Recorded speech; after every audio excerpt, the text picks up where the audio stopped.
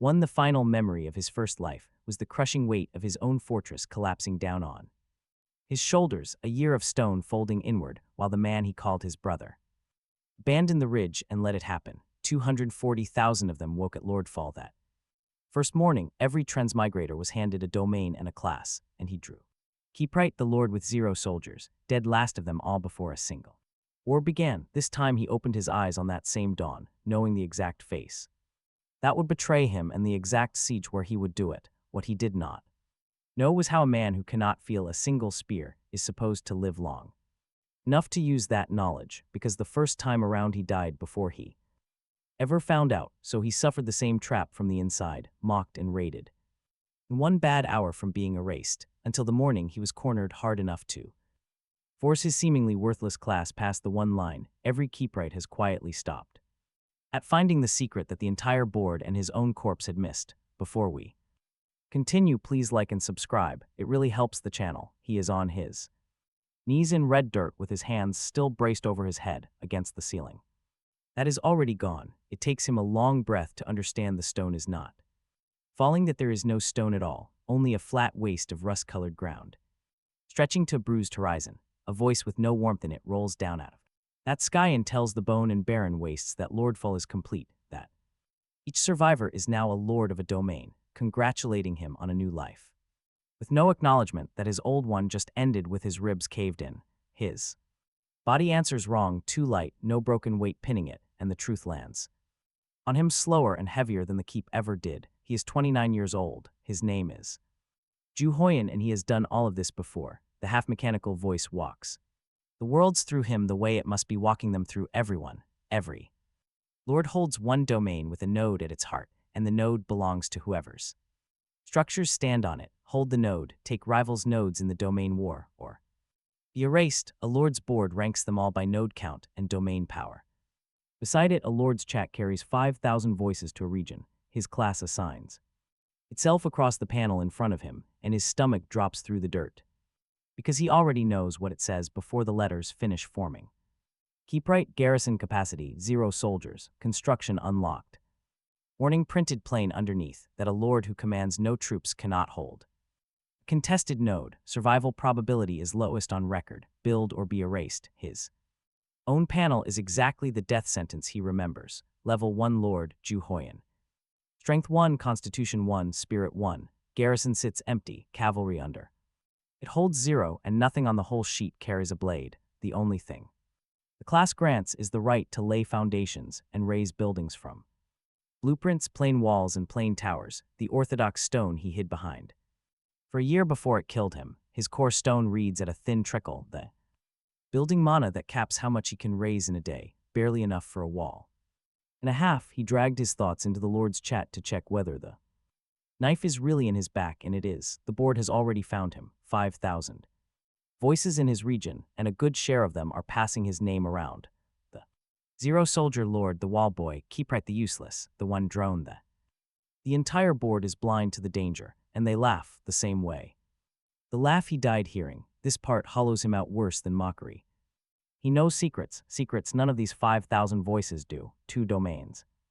East, a ruthless lord will raid the defenseless newbies before the first noon. He knows this like his own name. Soon, a charismatic leader will rise to the top of this region to gather the first great alliance.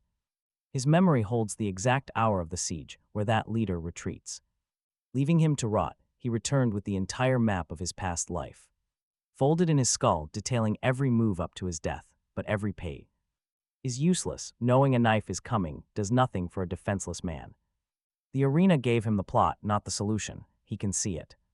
Death is coming, but stopping it requires a spear he lacks, so he does the only thing a Keepright knows, the exact thing that buried him. He steadies his breathing, pushes down the panic, and begins to lay his foundation on the rise. The system answers with a clean, dumb satisfaction. Foundation laid, upgrade available. He feeds a tiny trickle of core stone into the system, watching a wall rise from the dirt, plain gray stone. 4 meters high and solid, the exact wall he trusted last time. As it locks into place, old memories flood in. He lets them. He learned the hard way that buried thoughts return at the worst moments in his past life. He analyzed structural load paths as a demolition and construction foreman. He could stand under a building and tell exactly where the weight went, and what collapsed if the wrong beam was cut on one tight job. The decision was his. The structure came apart a beat too fast. Most of his crew escaped, but one man on his line did not. He carried him out. Since then, he has weighed every single ceiling. He stood under, wondering if he made the right call, so he never wanted a fortress that simply refused to fall. He wanted something more. A stronghold that could carry its people clear of a sudden collapse. But he failed to build that once. He shakes it off and keeps building. Grief does not guard a node. Up comes a second wall to close gaps. Then a watchfire tower, which completely empties his mourning cornerstone. Only a tiny stub remains. This basic stone structure stands on his node, held by the only thing a Keepright can build, on the system board. Prosperity ticks up a single grudging point, and of course, mockery finds him. The global chat turns his milestone into a joke, laughing at the wall boy, who built a sandcastle. Another asks if anyone has explained the rules. To this Keepright, stacking rocks on a man does not make an army. A third, kinder player tells him to run east and beg a lord for protection before the raiders collect, but he has no protection to beg for, and no army to buy, so he tries the last conventional move. Into the trade channel go the only things of value he can scrape together. A useless blueprint and a tiny sliver of his remaining cornerstone, as he desperately tries to hire a mercenary swordsman, anyone with a hand on a hilt to defend his wall, but the market is incredibly thin. And the price of hiring soldiers is brutally steep for a man the board has already written off. After a long, painful round of haggling, he walks away with exactly 2 hired sellswords. Cheap mercenaries rented at a rate that leaves him even poorer than when he started. He stations them on his wall and instructs them over the channel rather than in person. Telling them to hold the gap, nothing else, they accept the contract. Fully convinced they will get paid to stand somewhere safe while the rookie dies, he stands all alone on his small ridge behind plain stone walls with only 2 rented blades and a head full of a grand future he cannot spend, and he already knows how. This ends watching himself walk straight back into the very grave he just climbed out of. The raiders arrive right before noon, appearing exactly when his own memories promised they would. The timing is a cruel, cruel joke. The system is playing him. He predicted it perfectly, yet it changes absolutely nothing. They crest the ridge east of his domain in a long and loose column, 30-odd soldiers under the enemy. Lord's banner, a dangerous rival who built his rank by stopping helpless, spearless rookies and harvesting their core nodes before system protection can save them. Classes can save them. A Keepright gets absolutely no such grace ever. The warning panel spells it out plainly: lowest survival rate on record, and he is about to see that brutal reality. And trust me, the online chat is absolutely ruthless right now. Incoming army into pure entertainment. One voice announces that some rival is demolishing his base. Another bets cornerstone that he falls before the invaders even reach the wall. A third asks, half seriously, if anyone in the area has ever seen a Keepright survive a single raid, and the only response is a chorus of mocking laughter and one final, flat no. Beneath the mockery, the regional count of active lords is already sliding down. Of active players who are still breathing, and the total drops by 1s and 2s. All morning as the army lords across the wastes purge the weak players, every tick is some other helpless rookie dying the exact death waiting for him, his 2 hired sellswords read the exact same chat log and reached the only logical conclusion.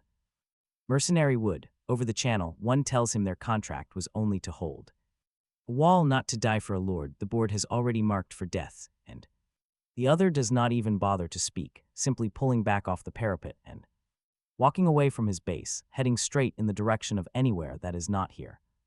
No begging, he won't waste the message. Loyalty bought with mere mana evaporates the moment the enemy swords outnumber the coin he bought. That exact same kind of cheap loyalty in his past life, and it failed him at exactly this point on a much grander battlefield with a brother's army, not just 2 sellswords. The pattern never changes, only the scale of betrayal. Now it is just him and the cold stone, the way it has always been. The raiders strike the wall, and it does what unmanned stone does. It just stands there and waits to be taken. He feeds his last chunk of cornerstone into a third segment to block the flank. They are attacking. The system registers the repair, but a wall with no soldiers here Is not a defense, it is a wake. They find the seam between his first two segments in minutes. It is a weakness he would have easily spotted in his old life from 100 meters away. Now, they hammer into it with a battering ram they brought because powerful lords always come prepared to crush helpless newbies. Board broadcasts his death in real time as a voice announces the breach. Another voice counts how long his flimsy defense lasted, mocking his short siege. The Lord count ticks down once more, marking yet another player's demise. He feels the walls closing in, exactly the way his keep collapsed the last time. It only feels slower now because his current territory is so much smaller. Knowing the future completely ruins this moment, an ignorant lord would only feel panic. It would just experience the raw, animal fear of armed invaders breaching their walls. At least they could die surprised, but his vision stretches far beyond this raid. He sees the alliance forming next month, and the generous brother he has not met. He sees the grave wall siege, where the same betrayal waits to kill him again. None of it matters because he will not survive this morning to reach any of it. He had his entire first life mapped out, every strategic move prepared for the siege. But he has no actual present to launch it from. The cruelty is absolute. He returned as a prophet, yet his only prophecy is his own scheduled corpse. Twice the first raider leaps over the breach, with a second following close behind. They charge straight for the core node, because that is the ultimate prize. A simple keep built right on it is barely an obstacle. He backs toward his watchfire. His hands are completely empty, his physical strength merely that of a regular foreman. The system panel in his eye keeps offering the same useless options from this morning: lay a foundation, raise a building, or repair a building. It is a predictable loop, the exact actions that killed him before. He has spent every single grain of core stone, so there is not even another wall to raise and hide behind. The system has shown him everything a Keepright can theoretically do, and all of it just means a slower defeat. A blade slashes toward him. He backs into the cold stone of the watch. Fire pressing his hand flat against its foundation to grab the nearest solid object. The future he returned with is completely useless in the single second he actually has. With his hand pressed flat on the stone foundation of the watchfire, and a sword 2 steps from his throat, his mind does what it always does under a structure. It stops feeling and begins reading. He traces the tower all the way down. Its load tracing the weight where the mass wants to shift, and the line of stone running from the parapet through the core, straight down into the bolted footing.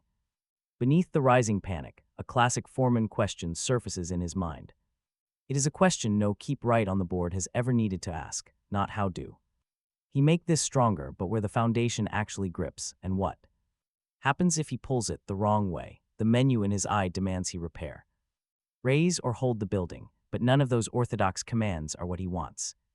The footing has to let go. He desperately claws at the system for an unlisted command. He forces his will down the load line, deep into the soil where stone meets earth. Ordering the foundation to do the one thing every instinct insists is completely impossible, which is to move. The system immediately balks and throws a flashing refusal screen. The warning reads, "Function not available, garrison required," but right under that is a fainter second response that does not refuse, a hidden, plastered-over seam. In the system's coding that was never meant to be read, he shoves everything into that hidden seam, pouring the last dregs of his will and absolute certainty.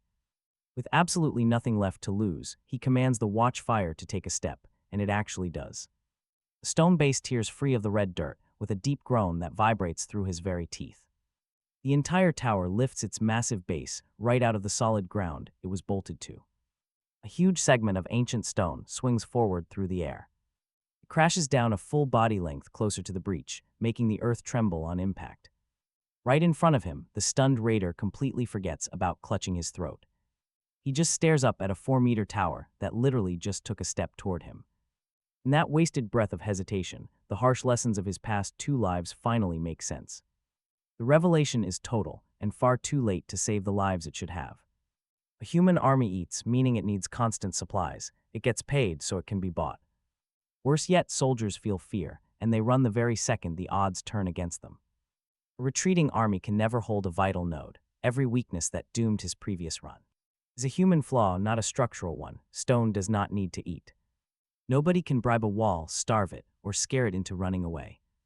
A massive tower that can pick up its footing and walk is the single piece on this board. that can never be pinned down, surrounded, or crushed in place. He died because he built his keep to stand still, treating it like a stationary target. But he was never supposed to statically hold ground. The whole point was to move it. Right as he realizes this, the game system catches up, flashing a new line onto his panel. It is the first notification all morning that does not feel like a death sentence. The mobilize function is officially unlocked, but the resource cost below it is brutal. Moving a structure drains core, stone faster than anything else. Since his reserves are completely dry, he only gets the steps he has already paid for. There are no extra moves left, so he must make every single step count without hesitation. Doubt is a flaw for common soldiers, and he has no army anyway. Forward into the breach goes the giant watchfire, powered entirely by his sheer willpower. The giant structure strides forward, marching straight toward the invading raiders.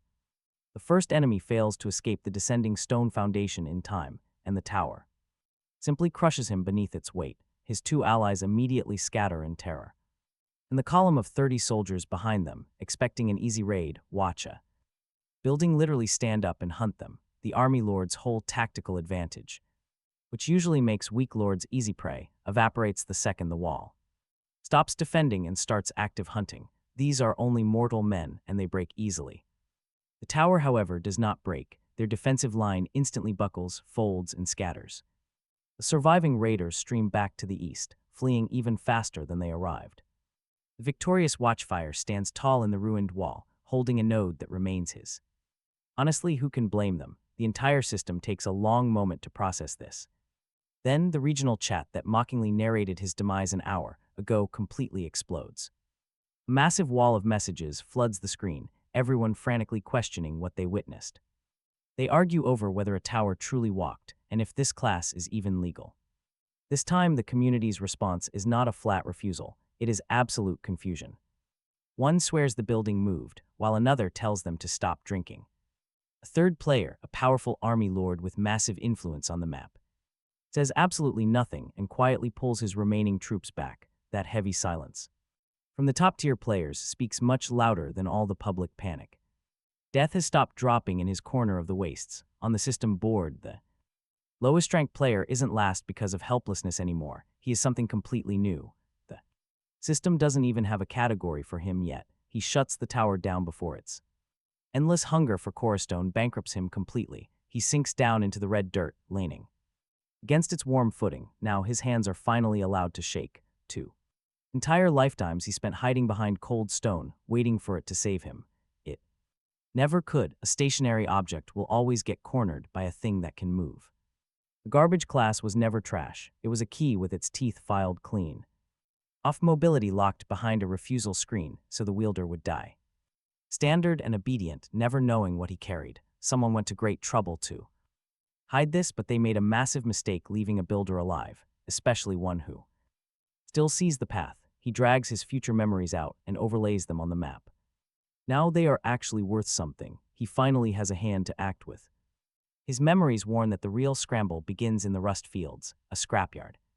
On his western border, it is a graveyard of pre-Lordfall wreckage where the essential materials a base needs to grow are lying out in the open. But the army lords will be strip mining that field bare within a few days.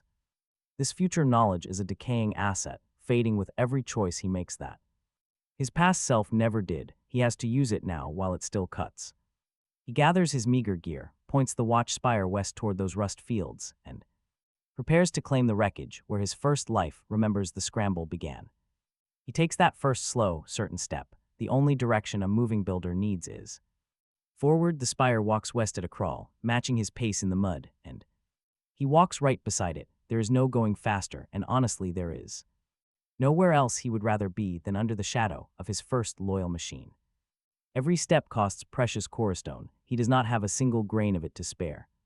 So he forces the spire to rest more than it strides, learning the ground during every pause. Red waste slowly gives way to gray, then to flat, broken stretch, where the dirt is stained like rusted iron. Suddenly, the first massive wreck rises. From the haze ahead, a shattered tower of steel girders leaning against nothing. His memories click the name into place before his eyes can process the shape. The rust fields, a brutal scrap wasteland on the western rim where ancient bones of pre-Lordfall structures lie exposed in the open, waiting for whoever gets there first. His past life remembers this place as ground zero for the resource race, but his memories are already fading, blurring at the edges with every new choice he makes. Military factions will descend on this field soon. They need these high-tier materials, because the resources required to upgrade a base cannot be found in a basic starter zone. They are here, hidden in the wreckage. Within days, everything will be picked completely clean, but he arrived early. That is the one advantage his foreknowledge buys him, and he must spend it fast before the opportunity slips away completely.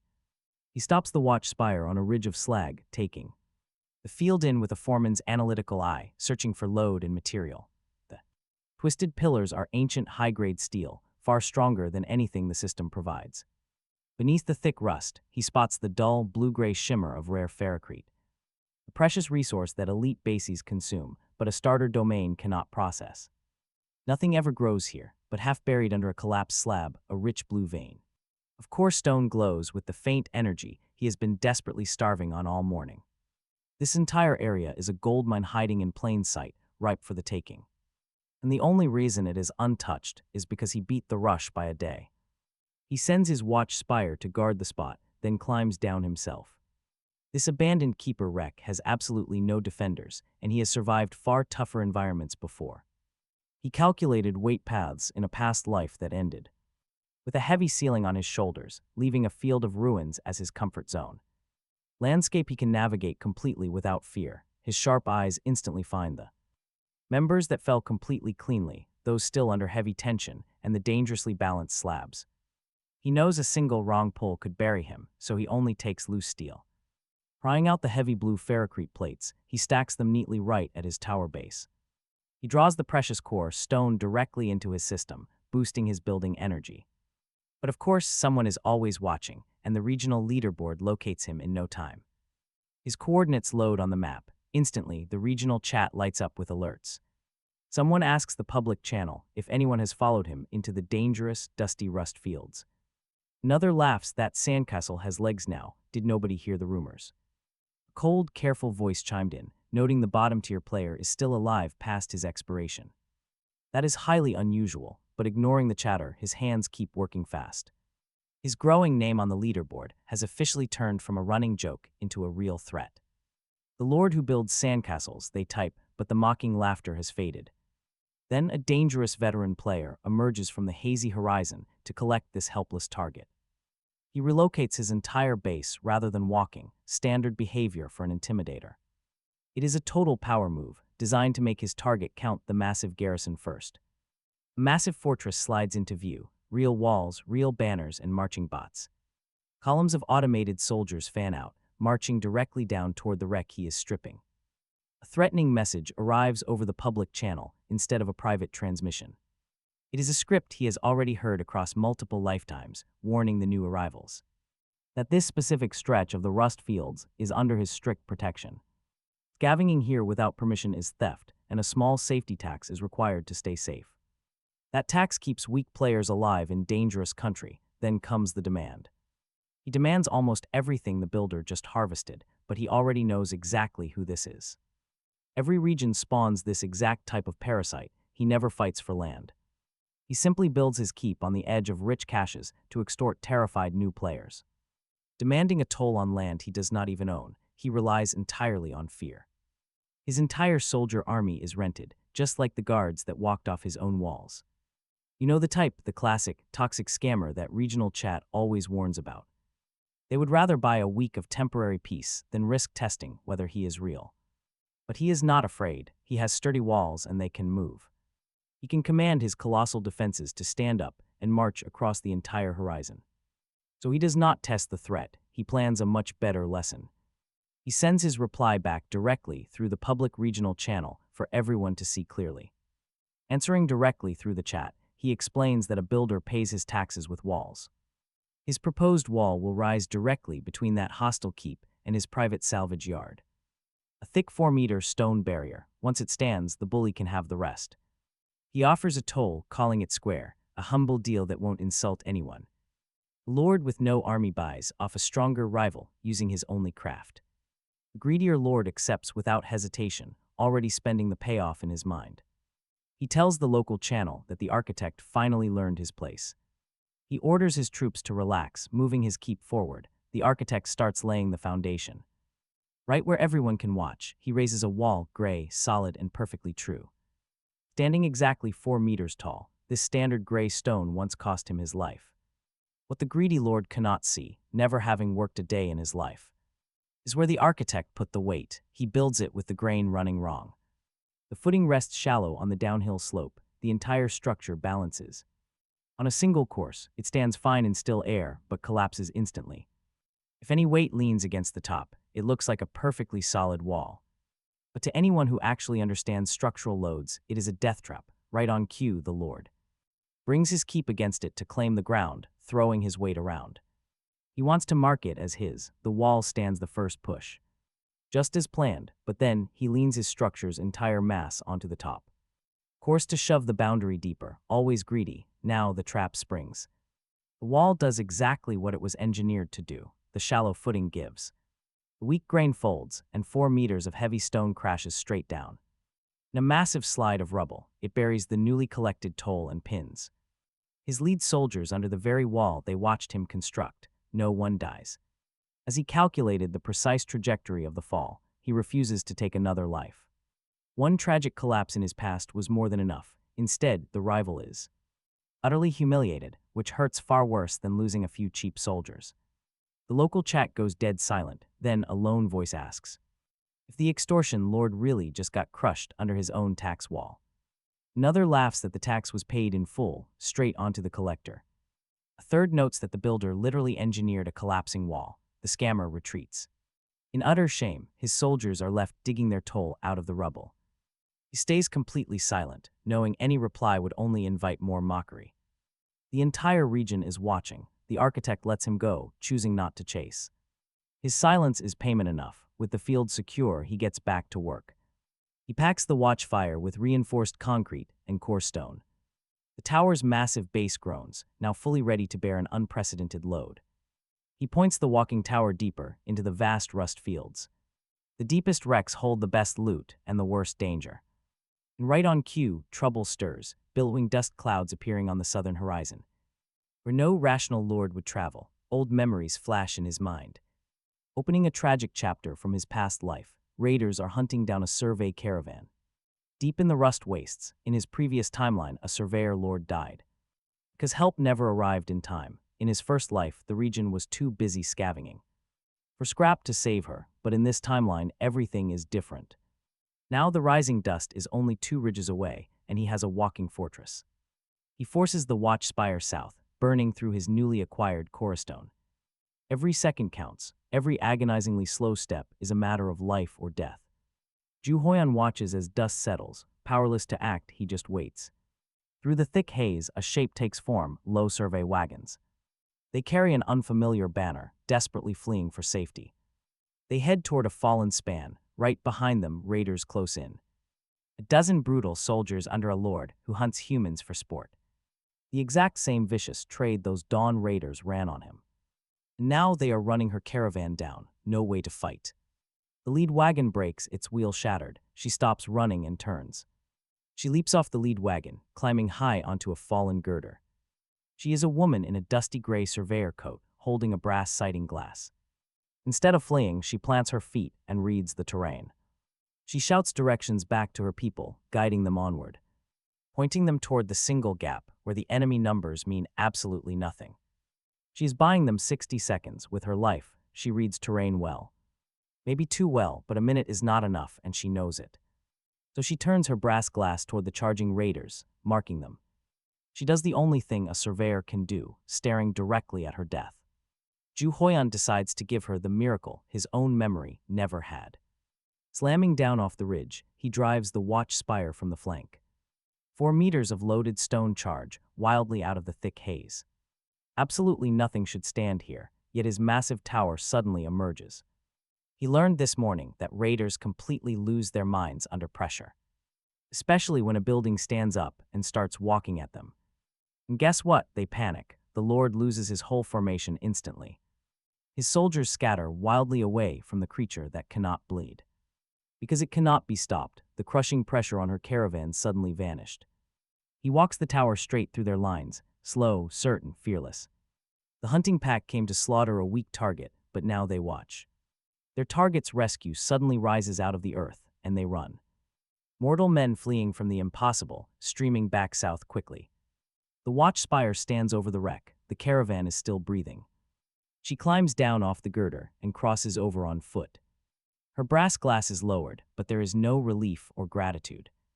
Instead, she studies the structure first, mapping the dragged footing, tracing the exact spot where the massive stone ripped free of slag. Only then does she look at him, speaking plainly through the channel. Buildings do not move. She has surveyed 40 domains already. She knows every class. Standard keeps raised stone, stand behind it, and die. Then she asks what he is, and he answers, "My name is Hoyan." The draw the board mocks. The tower walks because he made it walk. He leaves out the how, because that is his only secret worth keeping. She introduces herself as Seo Dane, a surveyor lord on a mapping run. She explains this was a deliberate mapping run, not some simple scavenge. Her domain power is sight, rather than building walls or wielding heavy swords. She shares a little because a massive debt makes a lord generous. She charts the whole region, mapping the incoming weather and shifting node lines onto her board. She shows where the wrecks run deep and where the army lords are massing, and she adds, exactly where the rust fields stop being just random scrap and start showing real sharp edges. She has a hidden Ferraker cache, salvaged from deep wrecks her team discovered first. It contains more of the rare blue plate than he has ever seen stacked in one place.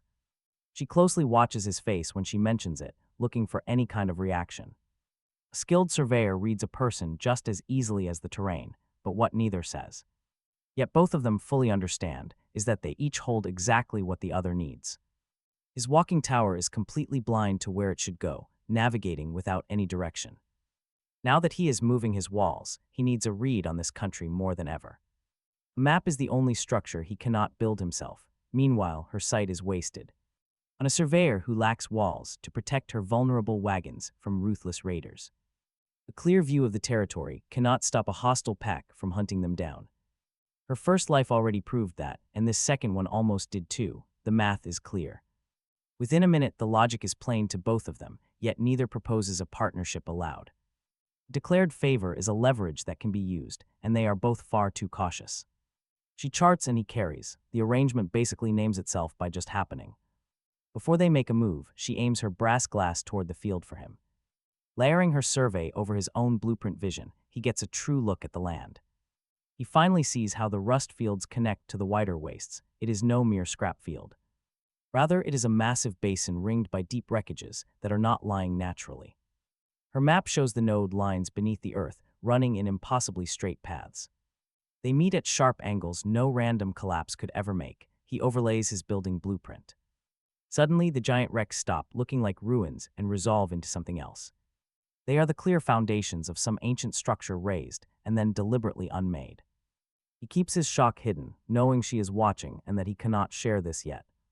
That deep wreckage is exactly where her valuable cache sits and where danger waits. Knowing this, they point his massive walking tower and her fast wagons directly toward it. The slow walking stone and the fast, blind sight move forward together, entering the depths. Down in the deep wreck, the salvage matches Dane's survey, a floor of fallen steel spans. He strips the buried ferrocrete into his watch spire while her wagons haul their cargo. They bind her salvaged goods to his own tower, working in absolute silence for an hour. It is just two cautious partners loading a heavy tower that already groans under the weight. Suddenly, she snaps her brass glass toward the southern rim, spotting a sudden movement. She warns him that the dust clouds are back, and her eyes count them first. 40 enemy soldiers are marching under the hunting lord he defeated earlier today. They came to reclaim the cargo, capture the surveyor, and destroy his walking tower. He absolutely cannot back down from this. Just remember, his tower crushed a dozen before. He used a surprise flank then, but that advantage is gone. Now 40 disciplined troops, warned about a walking building, are not going to scatter so easily this time. They advance in a wide, organized line, preventing his single watch spire from targeting everyone. They press toward Dane's wagons, where her special sight is completely useless in combat. Her cargo cannot defend itself. He feels that familiar, suffocating dread creeping back in. It is the grim certainty of seeing his doom arrive with no way to stop it. His critical core stone is depleted to half its power, just one lone walking tower remains. Facing a solid battle line is like hitting a wall. Under this pressure, he does what he must. He claws at the system interface, desperate for a command it has not shown him yet. His hand presses flat against the base of the watchfire, feeling the cold material.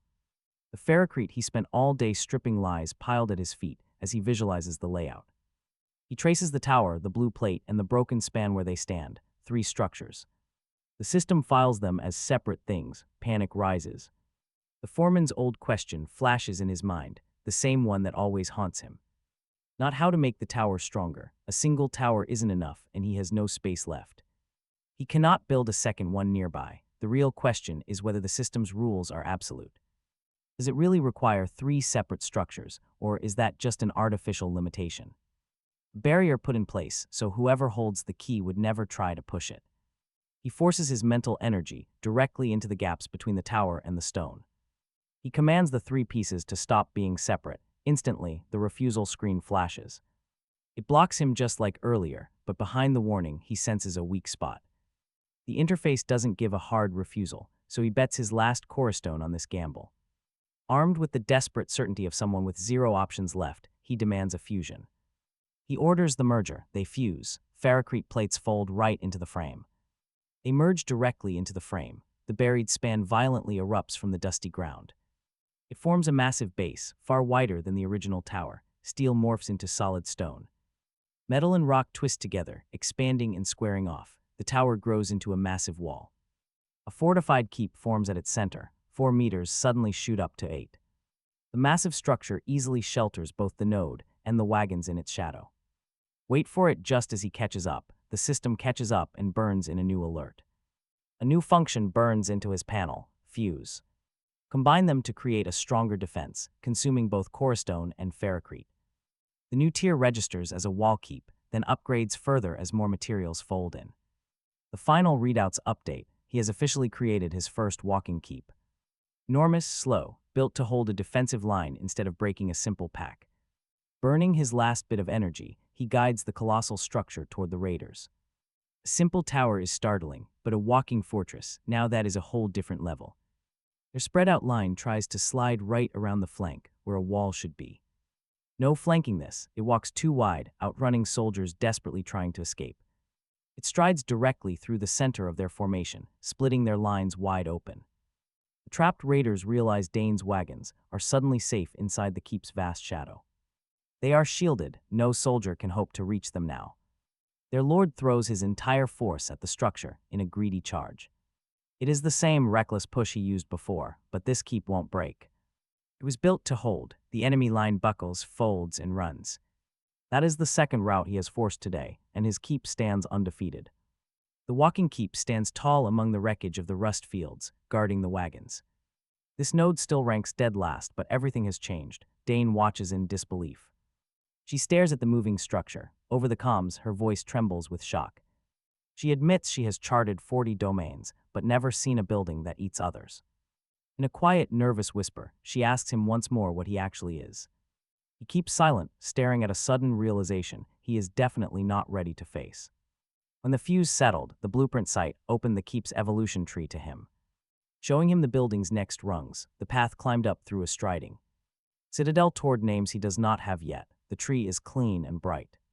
Except for one branch, one limb of it is sealed behind a refusal. The system will not let him look through, and the wrongness coming off that branch is the exact wrongness he felt this morning when he told the Foundation to walk, and it answered from behind a plastered-over seam. It is the same hand, somebody built this class with a door in it and then bricked the door over. Mobilize was on the other side and Fuse was on the other side, and whatever is behind that.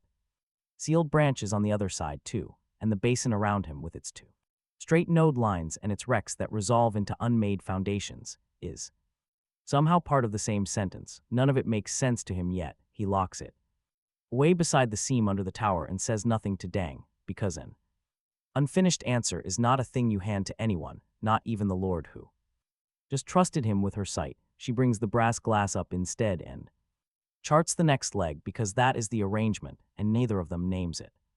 Her survey reads the country east of the rust fields. The node shifts and the massing she sees before the board does, and she tells him what his decaying memory was already telling him. The first great alliance of the region is gathering at a ruin called Grave Wall. An army block is forming under one lord who is pulling.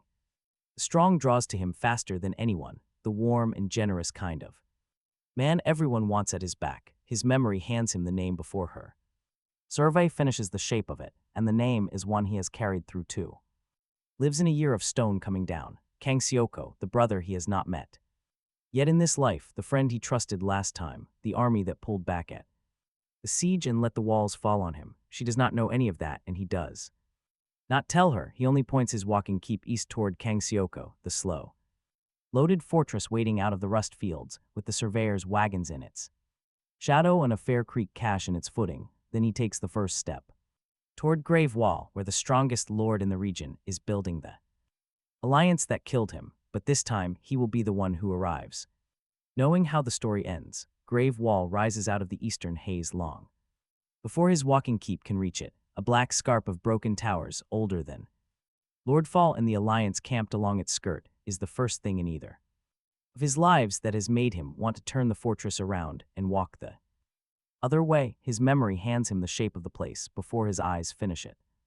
The ruins of dead spires, the tents and raised keeps of 40 lords spread under them, the banners of the strong draws all leaning toward one center.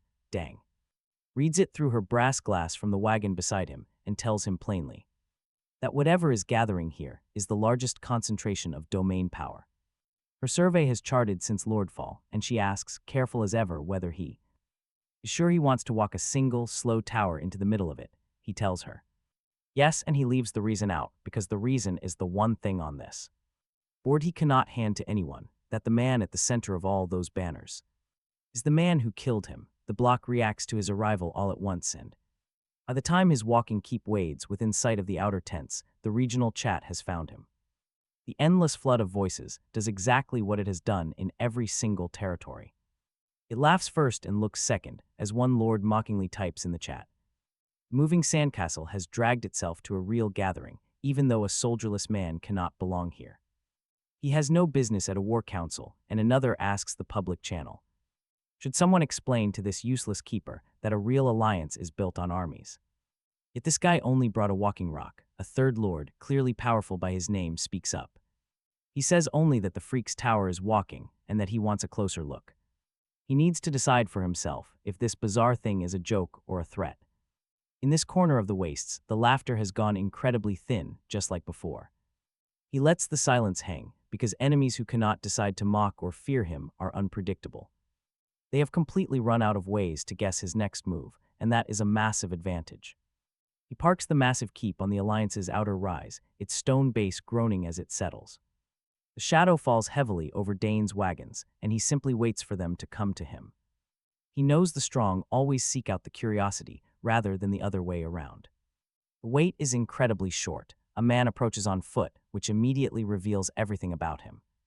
Before any communication channel opens, he notes that other lords hide behind massive armies. They parade their hired guards just to show off, flexing their security like common thugs. It is just like the rust fields, but the man crossing the open ground is different. He approaches the walking keep with nothing but himself and 2 completely unarmed aides. He does this because he is powerful enough that walking up unguarded is its own show of force. The keeper recognizes that distinct, confident walk long before he even sees the man's face. Then the face emerges from the desert haze, bringing back the heavy weight of 2 past lives. Kang Shioko, broad-shouldered and carrying himself with complete, effortless ease. A warm smile is already plastered on his face before he is even close enough to speak. He has not changed a single bit since the day he abandoned him to die under collapsing stone. That man watched the ruins crash down on top of him, yet the keeper keeps his face entirely still. He once held a straight path under crumbling ruins, while men died 10 meters away. Keeping a calm face now, even as his heart hammers against his ribs, is nothing compared to that. Kang Shioko reaches the base of the massive walking keep and tips his head back. He takes in all 8 meters of towering stone and bursts into laughter, but not that mocking chat laugh. It is warm and genuinely delighted, like someone who just stumbled onto a rare treasure. He speaks through the private channel, because even a lord this strong prefers proper protocol. He admits he heard 3 different stories about a keeper with moving buildings. He had dismissed all 3 of those wild rumors, but now he is glad. He came to look for himself because the incredible reality far exceeds the stories. Then he introduces himself with the easy generosity typical of powerful, confident men.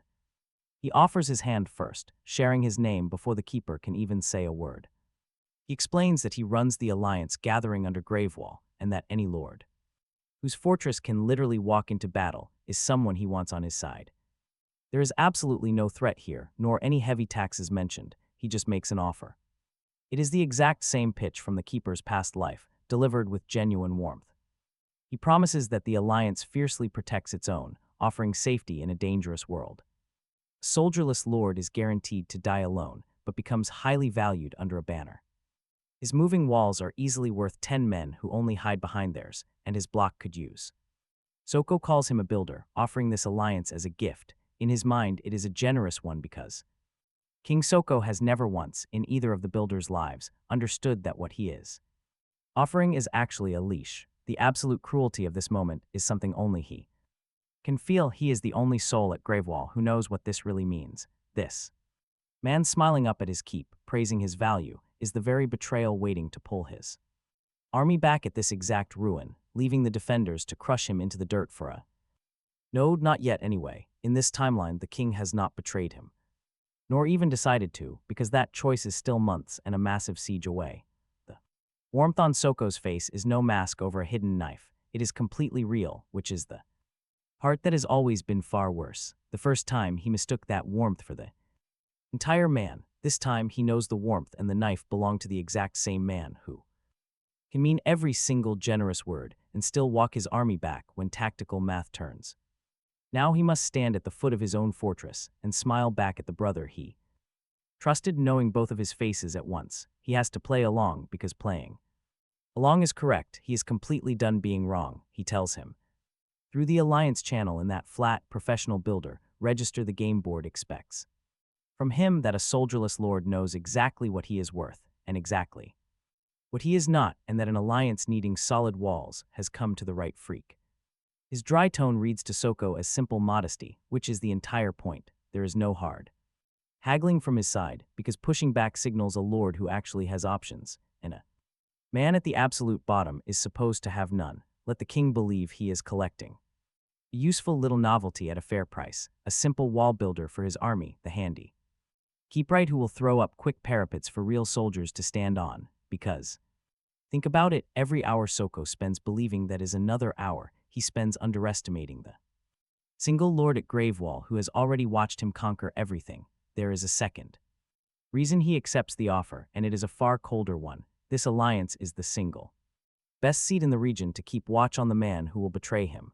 Outside the block, he remains a curiosity Soko might court or simply crush. Inside, he can attend the king's war councils, measuring his strength, his allies, and the shape of his plans, gathering with his own eyes the intelligence his decaying memory can no longer refresh, because every choice he makes that his dead self never did blurs another page of the future. His foreknowledge told him Kang gathers an alliance at Gravewall, but it did not show which 40 lords or how many soldiers, or where the army block is thin, and those are the exact details that keep a man alive during a siege. The closest place to learn them is at Kang's own war table, so he takes the seat at the table, smiling across at the very man he once called his brother. Letting him believe that look is pure gratitude, Soko claps a hand to the keep's footing as he turns to leave, a proud owner's pat on something he has just bought. He is pleased with himself, already boasting to the channel that the builder is one of his now, and telling anyone laughing that they should watch what a walking wall does to a siege line. The chat shifts under his influence, the mockery folding into real speculation. A few voices are already asking whether the freak's tower is going on the alliance's front rank. He watches King Soko walk back across the open ground to his army, completely unguarded, unhurried, and certain of everything. He remembers how the first time he would have followed him full of gratitude. Not this time. He decides to follow right behind, quietly counting. Inside the fortress, he becomes the exact person Kang thinks he is, a quiet builder who puts up walls exactly where instructed, and otherwise keeps completely to himself. The disguise costs him nothing because it is also the literal truth, making it the perfect cover for the only work that actually matters. He builds parapets for soldiers in a forward keep on the Alliance's western flank. Using plain orthodox stone, the dead-end style he hid behind for an entire year. While his hands lay foundations, his eyes do the real work, learning which lords command real armies and which are leaning on Kang. He clocks where the block's strength truly sits and where it only looks strong before filing away the names of those 40 leaders, replacing his failing memory with a map drawn from his own eyes. Meanwhile, Dane works the same field from the other side, surveying the entire country where the block is gathered. She watches the nodes shifting under the grave wall, and the weather rolling off the ruin, a deep wreck where the Alliance has yet to dig through their secret channel. She feeds him whatever her brass glass uncovers, while he tells her where the walking keep can transport her wagons safely. Their arrangement has hardened from the cautious thing it was in the rust fields into something with real weight. She has even begun telling him what she sees before he even asks. Lately, she saves her best findings for last just to watch his face. When he hears the news, he has started routing his keep a whole hour out of its slow path, placing her wagons inside its shadow before the storm she predicts arrive. Naturally, neither of them mentions it. The contrast lands hardest during the war councils, where Kang's easy trust sits on one side of him and Dane's cautious trust stays at his back. He remains the only man in the room who knows which of the two is the actual knife. Kang likes him, that is the plain and terrible fact of it. He likes him just as he did the first time, because he is useful, dry builder who refuses to flatter him, with the open warmth of a leader who never doubts his own generosity. Kang has decided the builder belongs to him, yet Dane does not like him yet. She only trusts him as far as she has tested him herself, and that hard-won trust is worth 100 of Kang's. The man courting him is the one destined to kill him, while the woman testing him is the one who never will. There is a reason that warm kindness fooled him in his first life, and it surfaces at this council, just like the sudden collapse in his very first raise, and he refuses to push it down. In that first life, long before the Alliance and betrayal, he was a soldierless lord, drowning in politics the exact same way he is drowning now. And Kang Soko was the only lord on the entire board who sat down beside him. Instead of laughing, back then, a much stronger lord had intended to crush his small territory and seize his node. Unasked, Kang placed his own army right between them, announcing to the board that the builder was under his protection. Anyone wanting that land would have to go through Kang Soko first. No one dared. He charged nothing for his help, spending actual soldiers and political standing just to keep a useless territory alive. He did it all with a grin. In that moment, the builder would have surrendered his keep to Kang's forces without a single hesitation. After all, someone who shields a person when they are completely worthless has earned a loyalty that can never be bought back.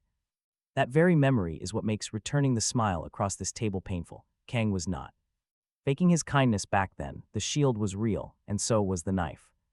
His first death taught him a bitter lesson. Both can be true of the same man, and that the shield is exactly what makes the knife land. He puts that memory where the rest of the future goes, and turns his face back to the board because a debt Kang hasn't earned back in this life yet won't secure a single node, and nodes are the only currency this table pays in. The Alliance tests him before Kang ever marches them anywhere, and the test wears the face of a rival inside Kang's own tent. There is an army lord in the Alliance who does not like that the strongest man in the region has taken a shine to a simple wall builder, and he likes it less when Kang assigns the contested western node to him to hold rather than to him. The node sits on a low hill between the Alliance camp and a neutral lord's domain, ground both factions desperately want, but neither has claimed.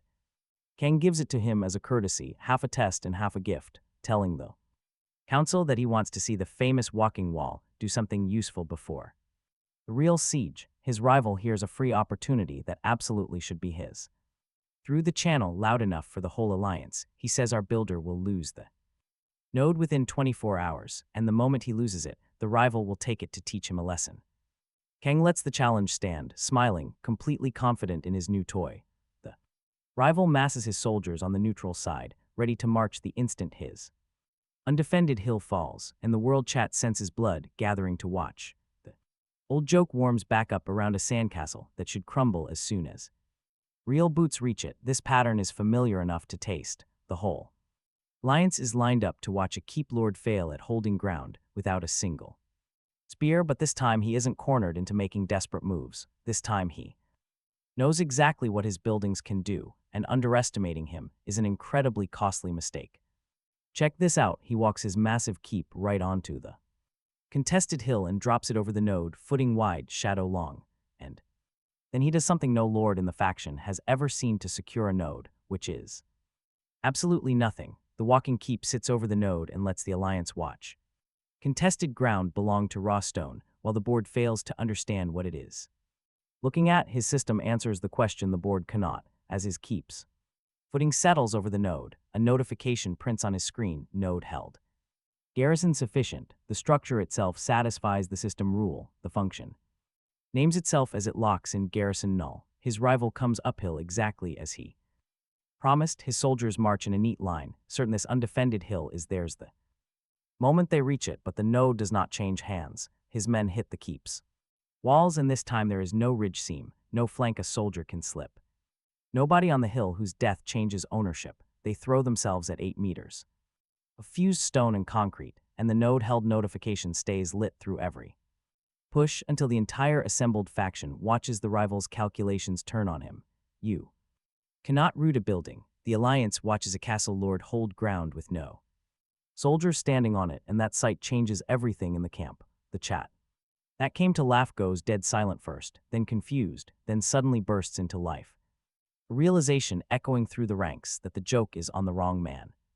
A minor lord at the edge of the Alliance admits through the chat that he has wasted all his standing feeding garrisons, while our builder holds a contested hill with stone alone. Others wonder how many nodes a single builder can claim if each one costs him fortress instead of soldiers. The heavy silence that follows is worth more than any praise.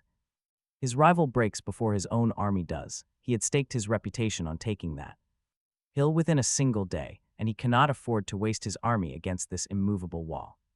With the entire sector watching the odds shift, the rival quickly pulls his troops back down. The node remains brightly lit on the builder's panel, leaving the rival with a brutal lesson.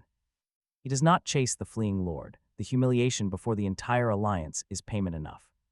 Watching him fail to conquer the hill is perfect. The reward lands right after the rival retreats. As always, the system delivers the builder's rewards just a moment late. His keep took heavy damage during the assault, showing deep cracks and torn foundations he was ready to patch up. He was prepared to waste precious core stones, but a new notification suddenly flashes on his panel. An auto repair function unlocks, closing the fort's wounds in front of 40 shocked lords. The stone binds itself back together, while the hill remains firmly in the builder's hands. Once the last crack seals, they stop treating him like the king's strange new toy. The reputation he earned on that hill is real, his first true standing in either life. Suddenly, Kang contacts him, even before the regional chat finishes, recalculating the battle scores. The powerful lord's tone has suddenly grown a whole lot warmer. Delighted beyond politeness, Kang boasts that he always knew this walking wall was worth a seat at his table, proving he was right to take the freak in over his general's protests. He tells the Alliance the western node belongs to the builder, and that the challenger who challenged him should save his troops for the real war. Then he offers the precise words the builder came to Gravewall to hear, presenting it like a grand gift.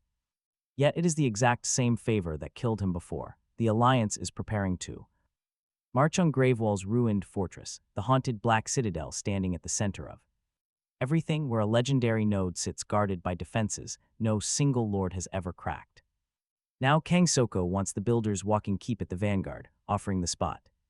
With a confident grin, certain he is honoring his new builder with the place of honor, telling the council that a moving wall that holds ground like no other belongs at the very front lines to break the siege wide open for everyone else. The arrogant leader has absolutely no idea what he is doing, fully believing this is a grand reward, but the builder remembers, leading the vanguard is the exact same position, where the ruins' terrifying defenders cornered him in his past life, while the army he trusted completely abandoned the ridge and let the heavy walls crush him to death. The smiling lord currently offering him this grand position is the exact traitor who will retreat again. The builder accepts immediately, adopting a perfectly humble tone through the communications. Channel assuring Kang that the vanguard is precisely where a skilled builder can do. The most good, he lets the Lord hear it as naive gratitude. Every hour Kang spends feeling smug is an hour he remains unaware that the builder walked into this trap on purpose, seeking this exact position. In his past life, he marched to Gravewall as a blind, grateful fool, unaware he was already doomed. Now he points his massive walking keep directly toward the black ruin, with his surveyor wagons following closely.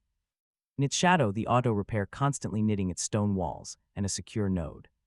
Held without soldiers at his back, the mobile fortress wades toward the siege that once killed him, moving slow and unstoppable under his command, because now he is the one who arrives knowing exactly how this story is supposed to end and how he will win.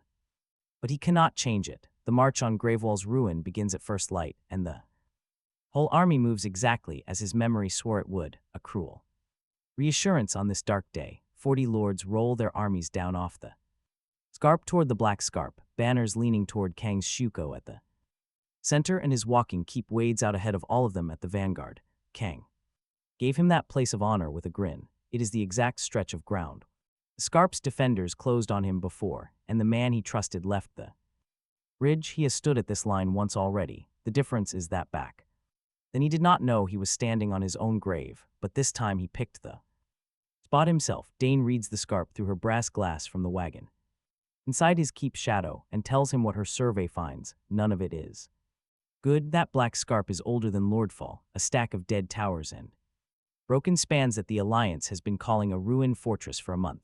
Her sight reads the defenses around its central node as the densest she has charted, a slaughter floor of fallen stone and narrow approaches where numbers count for nothing, and the defenders fight from positions no army can flank. She asks him, careful as ever, whether he is sure the vanguard is where a man wants to be when that ground opens up. He tells her it is exactly where he wants to be, and he leaves the reason out, because that reason is the one page of his memory he will never hand to anyone. The vanguard at this siege is the position the betrayal was built around. Brace yourselves, because what lives inside is the second half of Dane's bad news. The defenders are not lords, they are the scarp's own things, gray armored shapes that hold the broken towers and pour out of the spans when the approach is pressed. Her glass cannot count them because they do not register as soldiers on the board at all. They show as part of the structure, much as the wrecks in the rust fields showed as foundations instead of ruins.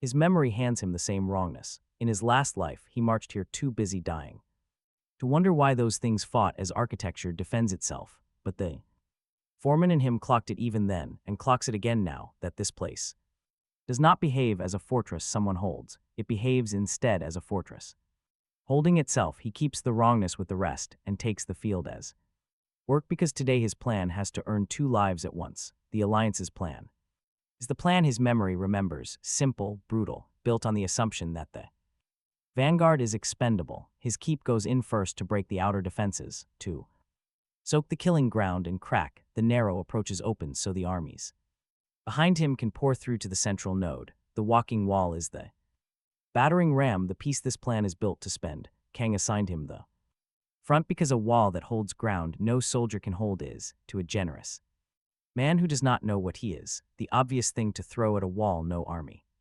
can crack. He is right about the building, but get this, where he goes wrong is on what happens to the builder. So he does the job because doing the job is the cover and also the truth, and he cannot invert a betrayal he refuses to walk into. He drives the walking keep up the first approach into the outer ring, 8 meters of fused stone and ferrocrete wading into a slaughter floor that has broken every army sent at it, and the scarp answers the way his memory promised. The gray shapes pour out of the broken spans. They swarm, fast and silent, more than any glass can count, and they slam into his keep harder than anything before, not trying to rout it.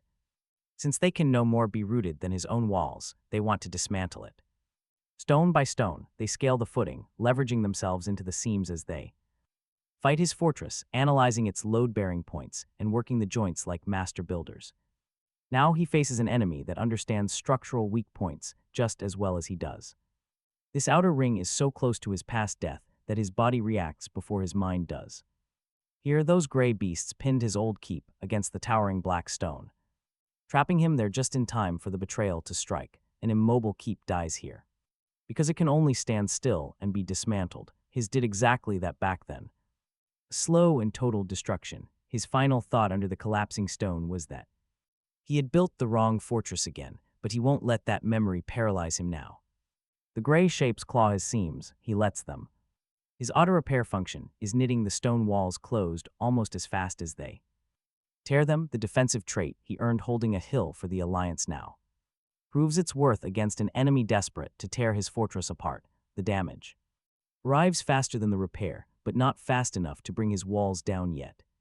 He drives his keep deeper into the outer ring, using his final reserves of power, cracking the narrow pathways open one by one, soaking the killing floor with his own castle structure, ensuring the armies behind him have a clear lane straight to the center. His vanguard does exactly what they were assigned.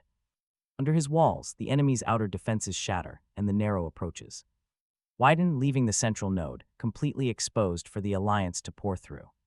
They do not move. Behind him, the armies that should follow his walking fortress into the opened lanes are freezing at the edge of the slaughter floor. 40 lords worth of soldiers watch the path clear, yet do not take a single step forward, while the gray beasts claw at his walls. Dane's voice grows tense in the communication channel, and the chat realizes the betrayal just a moment too late. One lord asks why the vanguard is pushing in alone, while another remarks that he is doing all the bleeding and someone should warn him. Another voice notes that the walking wall is breaking the ruins open beautifully, yet the armies behind him have gone completely silent. Beneath all the noise, the regional lord count ticks down, and the betrayal waits just one ridge back, exactly where it stood the first time, right on schedule. King is springing it exactly as he did in the past, and watching this play out is a memory he will carry into whatever life comes after this. His massive army holds high ground, a ridge back, the largest force, the spine that the other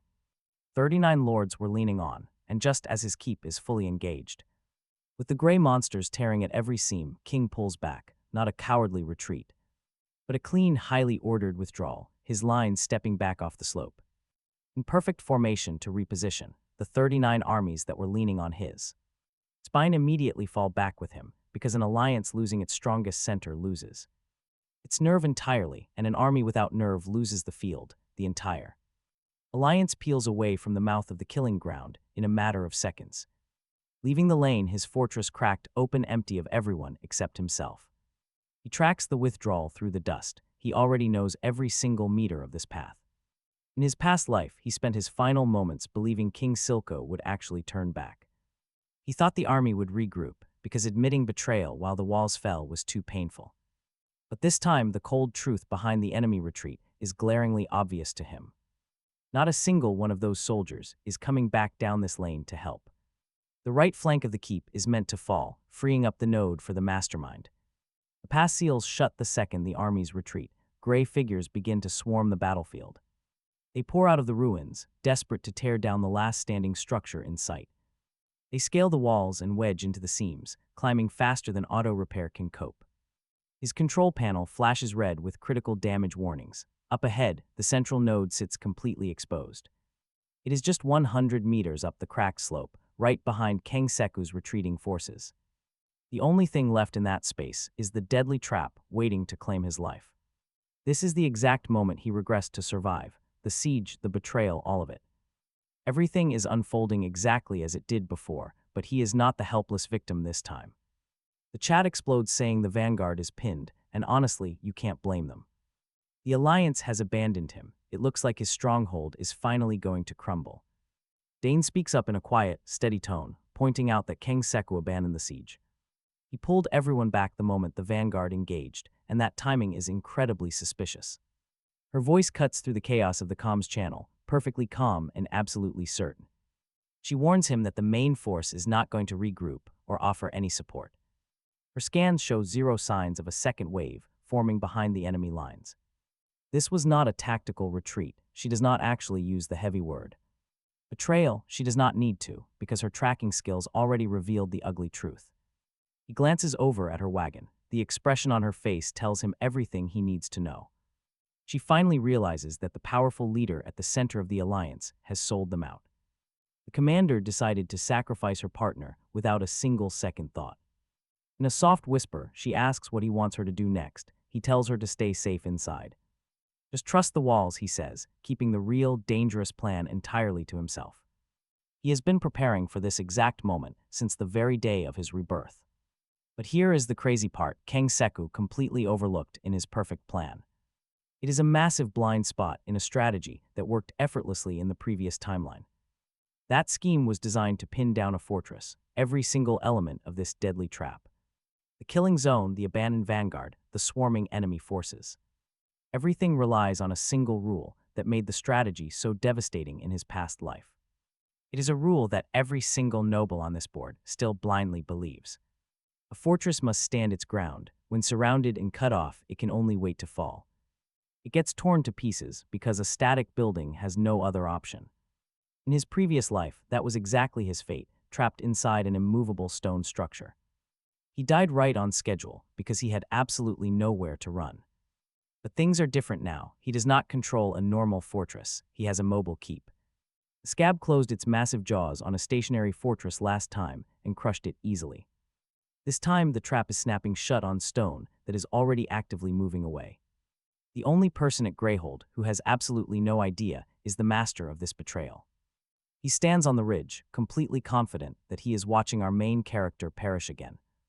Using the last bits of his core energy, he drives his massive mobile fortress right out. The entire siege flips in the single breath it takes him to act, the Grey. Monsters have packed themselves against his footing to tear the structure apart. Certain they cannot escape, but when the footing tears free from the killing ground, and the fortress strides forward, those clinging to it plummet, and the ones in front of it are crushed by the oncoming wall. A pinned keep is usually destroyed, but one that breaks free becomes a battering ram with 100 enemies stacked in front of it, and he drives 8 meters of fused stone and Veracrete straight up the cracked approach he opened for an army that never arrived. Plunging through the gray beasts, he aims for the bare node Soko's claimed. But wait, he is about to completely flip the script. That node is not the prize. It is just bait, and the real target is the traitor on the ridge. Instead of defending the center, he pivots his keep inside the killing ground, driving it the opposite way, back, down the approach and across the slope, hurting the gray defenders ahead of his path. They chase the moving structure just like they chased it into every single crack because his giant fortress is the only threat their instincts recognize, and since his fortress walks, he is the one dictating their movement. He steers them at the exposed flank of Soko's. That cowardly army stepped back off the slope to let the monsters crush him, meaning the gray beasts are now trapped between both sides, which means when he drives them off the floor, he rams them straight into the unguarded side of an army that foolishly turned its back on the siege.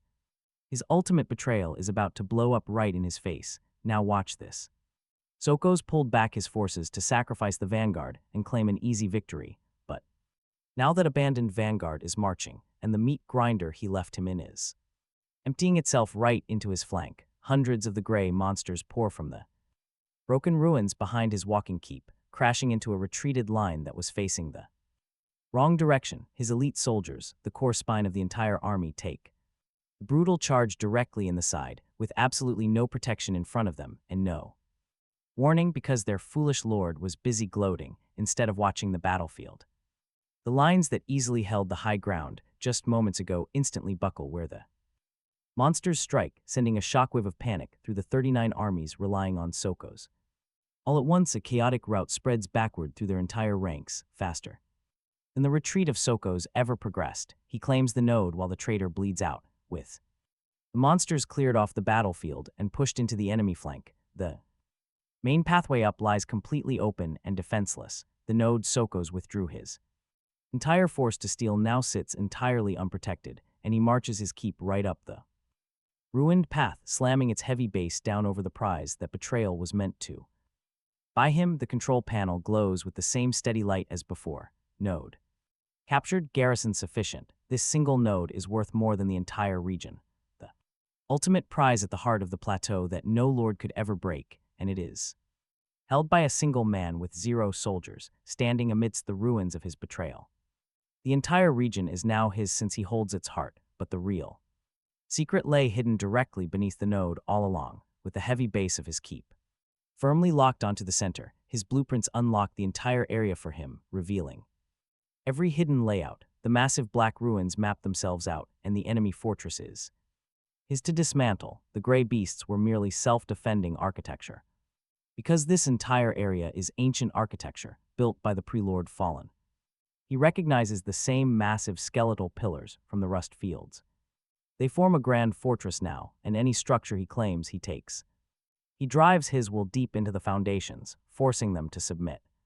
He commands this ancient, massive structure to yield and merge into his own keep. The old architecture answers his call because it speaks the language of his hands. A single system notification flashes right before his eyes, the word absorb. The massive cliffside begins to fold into his fortress, along with ancient ferrocrete. Material older than any lordly system pours straight out of its bones. The pre-Lord Fallen stonework binds cleanly into his rising walls. Broken towers and narrow bridges collapse, rising anew under his absolute command. His keep rapidly climbs past the limits it held since the rust fields. The base widens far beyond anything a normal walking keep could support. Towers shoot up from the corners as the whole structure transforms. It becomes a massive titan carrying smaller fortresses, and look at this notification burn. A cruel, bright message announces a new tier unlocked, the Striding Citadel. It is the next stage past a walking keep, a true fortress on legs. It features inner walls built from ancient ruins rather than scraped core stone. He literally walked out of a deadly trap just to claim this pre-Lordfall ruin. The system board is not narrating his death today, it is completely losing its mind. And this time, the global chat is watching something much bigger than a curiosity. The strongest lord in the region is face down in his own broken alliance. The enemies who gathered to bury him cannot even agree on what they just witnessed. A minor lord who watched him hold the contested hill finally speaks the truth. This army commander relies on ordinary soldiers he has to feed, pay, and manage. He broadcasts his message for the entire region to see, naming Kang Seoko. He reveals that Kang withdrew his army to let the Scarp crush the Keepright. But that same Keepright walked out of the trap and took the node. He drove defenders into Kang's flank, shattering the strongest alliance in the region. No one knows what he has become, but he is certainly no builder of sandcastles. Another player asks how a man survives a siege he was supposed to die in. A quiet voice replies that the Keepright did not just win the siege. He literally was the siege itself, and the sudden silence that follows is absolutely chilling. That silence is deafening, but Kang's message arrives before the dust even settles. All of the warmth is gone. He waited 2 entire lifetimes to feel it vanish. It disappears all at once, just as he always knew it would. The friendly pride of his former ally is replaced by something cold and still. Kang does not pretend his sudden withdrawal was a planned tactical maneuver. His own flank is in ruins, and the entire region saw the terrible timing. A leader as powerful as Kang Seoko will not waste a pathetic lie. His next words are the first honest thing he has offered across 2 lifetimes. He demands to know how he knew his plans, promising he will find out. There is absolutely no warmth left in his voice to mistake for friendship. For the first time across 2 lives, Kang Seoko looks at him as an enemy. The brother he once knew is gone, and he has been ready for this all along. He is back and he feels almost nothing, which is its own kind of grief. He stands his striding citadel down over the node that killed him, letting the shade come into. His hands at last on the exact ground where his first life ended, Dane crosses. To him on foot through the settling dust, brass glass in hand, and she does not. Ask him what he is this time, because she has stopped needing the answer and started understanding it, walking the new footing, tracing the absorbed route. Folded into his walls, she tells him through the channel that she charted 40 domains and never once saw Lord turn his own execution into a coronation, and then she stops because her glass is caught on something under the scarp, and her voice changes. She turns the brass glass on the ground where the ruin used to stand the bear-killing floor his citadel walked the betrayal off of, and her survey finds the thing his blueprint site has been circling since the rust. Fields without a name for it, there is a seam under Gravewall, a deep edge where node shift stops behaving as a world should and starts behaving as the joint. Between built things, his own site catches the same line. It is not a fortress or a field, it is bigger than either, and it runs deeper than her survey has ever charted. He points his striding citadel away from the broken alliance toward the open wastes and the bare ground where Dane's glass marks the seam because the man hunting him now needs time to gather what is left of His block, and he does not intend to be at Gravewall when he does. The fortress wades out across the killing floor, a pre-Lordfall ruin folded into its walls and a node worth the whole region held by no soldiers at its back. The betrayal that killed him twice is behind him now, and the edge Dane found under. The scarp is the first thing in 2 lives to frighten him worse than Kang. So Ko ever did. He has learned across both of them that whatever the board hides hardest is the thing most worth standing on, the bear-killing floor. Under Gravewall is where Dane's glass keeps stopping, so he sets his striding Citadel's footing down over the spot where her survey marks the seam, and he has her chart him away underneath. The scarp is his now, its node held its ancient stone folded into his walls, and holding it, he can open it to his sight. There is a stair down through the absorbed ruin that no collapse made. Clean descending shaft, the system tucked behind the fortress, hidden behind the same kind of refusal screen it bricks over a function, and he takes it with Dane a half step behind him, and her brass glass throwing a thin survey light ahead. Of them both, the deeper they go, the quieter it gets. Above them, the wastes are never silent, always the grind of wind over slag, the far noise of armies. The low hum the board keeps under everything. Down here, all of that stops. At a hard line, and below it, the air goes still, cold, very old, Dane says. Her survey shows no weather, no node shift, no warden, nothing her sight has ever charted, only the scene getting wider the lower they go. Her fear stays. Careful, the fear of a surveyor past every map she owns, his own sight does. The opposite sharpening with every step while her glass goes dim, and that frightens him worse than the silence. The shaft around them did not fall, its course has run true under the rubble. The joints sit clean where a real collapse would have sheared them, and the weight of the entire scarp comes down through beams placed by a master hand that knew exactly where the weight was meant to go. This is order wearing a costume of chaos, and he is the lone lord on the board trained to spot the mask. They emerge from the shaft into a space so vast the survey light cannot find the far wall, and he stops because the floor under his boots tilts his entire world. It is dressed stone, fitted and perfectly level, a foundation slab laid flat and bound at the joints, running much farther into the dark than Dane's brass glass can reach. No domain in the region has a floor like this. The wastes are just rushed slag over broken country, dirt all way down, but right here, beneath the oldest ruin, lies a manufactured surface, engineered to hold something massive for a very long time.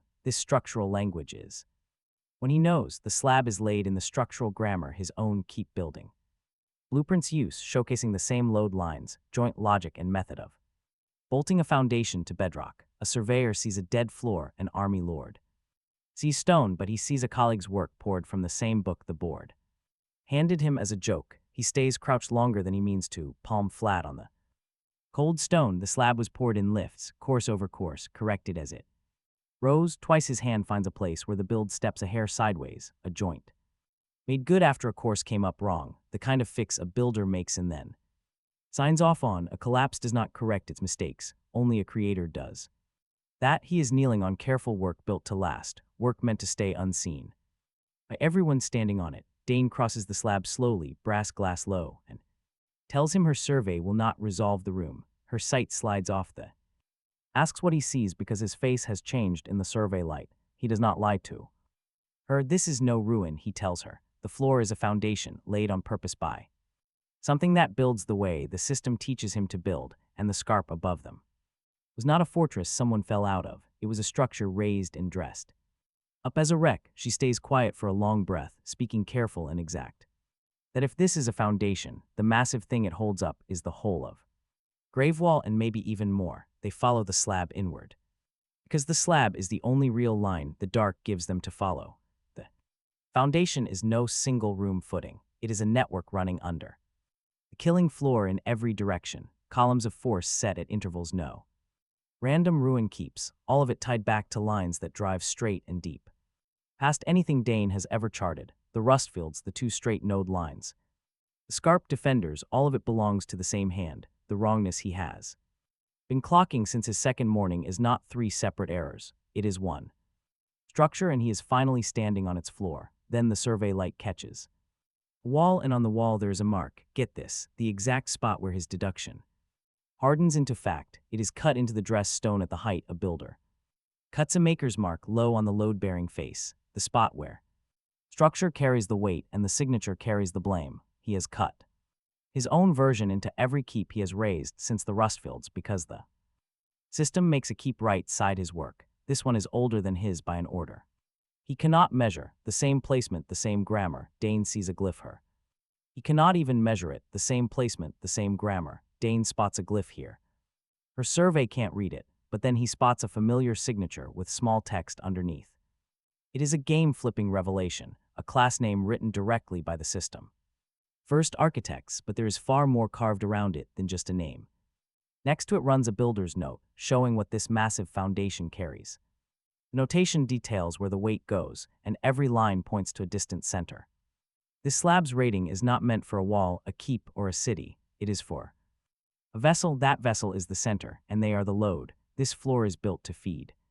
He stands frozen. After looking at this mark, every anomaly from his lives suddenly clicks. It all converges. The bone mark wastes are not a real world at all. This place is a constructed machine, dressed up in rust, slag, and harsh, broken terrain. Built so 240,000 people would wake here and never ask questions. The domain war is just an event running inside this massive, ancient structure. And the lords, they are simply the fuel this machine was built to consume. He speaks the next realization out loud to Dane, just to make himself believe it. This is an arena, the slaughter is the harvest. Dane follows his hand. Her own survey scans the converging lines, catching the exact same distant, ominous pull. She identifies it first, the central point this place was built to feed. They stand in absolute silence beneath the frozen wall before she finally asks her question. If these desolate wastes are really just an arena built to harvest powerful lords, then the system classes are not random. They are pre-assigned roles designed by the makers. Built to keep the endless slaughter going, and she wants to know his specific role. He gives her the harsh truth revealed by the stone, not the comforting lie. The Keepright class was rated the absolute worst on purpose from the beginning. That same hand that sealed those hidden doors carved its signature directly into this floor. Now get this, the dark truth is out. Every other class is built to die here. Locked in the arena, but a Keepright pushed past their limits can actually escape.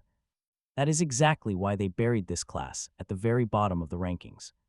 And locked it away. Now the final puzzle piece falls into place. The king's betrayal was real, driven by greed, but the arena itself wanted him dead. It used a traitor to stop him before he could ever discover this floor. His death was caused by something far greater than one greedy man's plot. A massive system was protecting a secret door it could never let him find.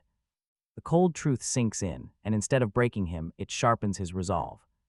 He was never forgotten. He was never too small or insignificant to care about. The creators only exert this much effort on someone who is standing near the exit. Right on cue, a glowing line burns through his panel in the dark. This is the very first gift from the ruins that is not a dead end. Blueprint Site Deep Mode active. The hidden layout of the room shifts. Every pillar and energy line lights up, revealing the grid beneath the entire region. His vision stretches far beyond the walls, tracing the long path toward the center. He can see the entire massive arena now. Dane stares at his changing expression. She instantly realizes what is happening without him having to say a single word. Quietly, she admits that her basic scanner could never map a room like this. Yet there is no hint of defeat or jealousy in her steady voice. A true professional simply steps back and lets the superior tool lead the way. Now they both know the truth behind the bone mark. One question remains. What does a man do when his whole world is just a glorified slaughterhouse? He gives her the only answer a builder can find. Look at the floor. Every pen has a center, and any foundation laid by others can be reached. He is going to follow the lines, bring his walking fortress straight there, and see what breaks when they finally face him. No turning back. He won't promise more. Reaching it is the work. They climb back up. Up through the false ruin shaft, straight toward the chaotic noise of the wastes. The noise rushes back instantly, wind howling over armies, a deep, heavy hum. But it sounds much different now, thinner, like noise trapped inside a built machine. He stands his citadel up and steers its massive footing toward the wastes. Beside him, Dane raises her glass, time to chart their only path forward. There is only a single route to the center from here, just one. A single causeway running over a massive rift in the foundation, terrifyingly deep. Too deep to find any bottom, a span left behind by the makers. They're only crossing toward the massive central column, the ashen span. She reads the path with absolute certainty, grim, incredibly quiet and sure. She warns him, nothing she has ever mapped is defended like this bridge. Then her glass catches something else, something definitely not built by makers. Her voice drops, this is the tone she saves for a real threat. And look out, the board is moving. Kang Seoko has gathered his forces. He has not retreated to heal, not after the beating at the scarp. Instead, he has gone deep to ground, searching for an ancient, entirely forgotten power. Raw and terrifying energy her survey maps have only ever whispered about. Something old and rooted. Together, they are turning back for blood. They are coming back toward him with the cold, calculating patience of a predator.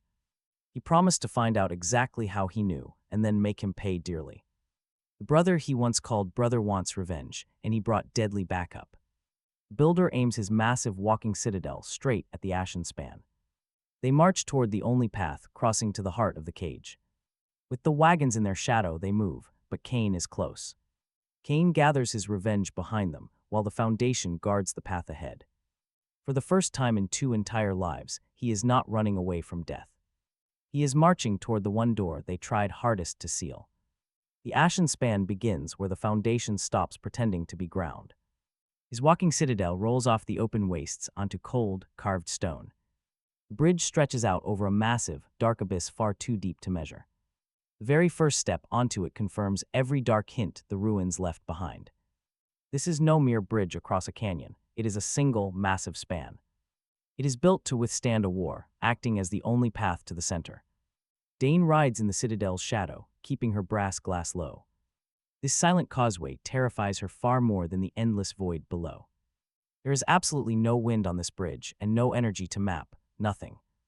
Only the ancient bridge itself and the figures waiting on it. They are neither lords nor soldiers, they are part of the road itself. The road needs reinforcing, packed with larger versions of the gray shapes from the gray wall. She has surveyed the edges of the waste across 40 domains, never once charting a defense like this road. He tells her flat out that he has twice now, and by now the whole crossing is made of it. The first warden waits 100 meters out where the span widens at a pier. Fitted stone and old ferro-concrete have grown into the shape of a century without a face or a banner. A deep moat cuts it clean. No lord, no nerve. No supply line, no fear. Just autonomous architecture raised by the first architects to tear apart anything trying to cross toward the center. The only language it answers is structure, and the only way past is to outbuild it in the single breath they have within arm's reach. The seam under Gravehold rises up in front of him as proof. The architects left just one road to the center, then made it a road armies cannot use, a path with no node to hold and no ground to retreat across. Fortress that walks can cross or die trying. That is why they sealed his legs. And that is why he drove his citadel onto the span instead of turning back. So he tries. The first warden moves off its pier when his footing crosses a line cut in the stone, and it does not charge like a soldier would. It begins tearing the causeway apart in front of him. Portions of the bridge lift up like reaching arms. He drives the citadel forward right into it, slamming his walls against its reach. Subtowers swinging into its joints while it levers into his seams. Auto repair. Knits his courses shut almost as fast as the warden tears them, almost standing still is the single thing this causeway punishes, so the citadel keeps walking. He drives it straight through the warden's reach and out the far side of the pier. And the sentry cannot follow because it is the road, and a road does not move. Dane charts the next pier through the glass and gives him the spacing, and the spacing is the entire problem of this gauntlet summed up in one line. The wardens are set so close that he clears one only to fall straight into reach of the next. No gap is long enough to power the citadel down and let his cornerstone recover. The makers did not need a single warden to halt a walking fortress. They only needed the road to slowly grind one down somewhere in the middle. With the first pier behind him, he sets his footing on the next course and walks right into the grasp of the second. The crossing turns into the longest single act of either of his lives, a brutal march, measured warden by warden instead of step by step, and somewhere in the absolute grind of it, something begins to gather on the road behind him. The board shows it before.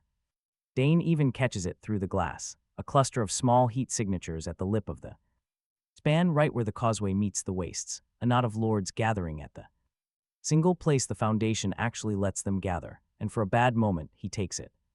For Kang, but the cluster is not Kang at all. It is the beaten ones, they are refugees, and they are following his city. Dane reads them off the lip of the span and tells him what her survey finds, a thin column of broken lords.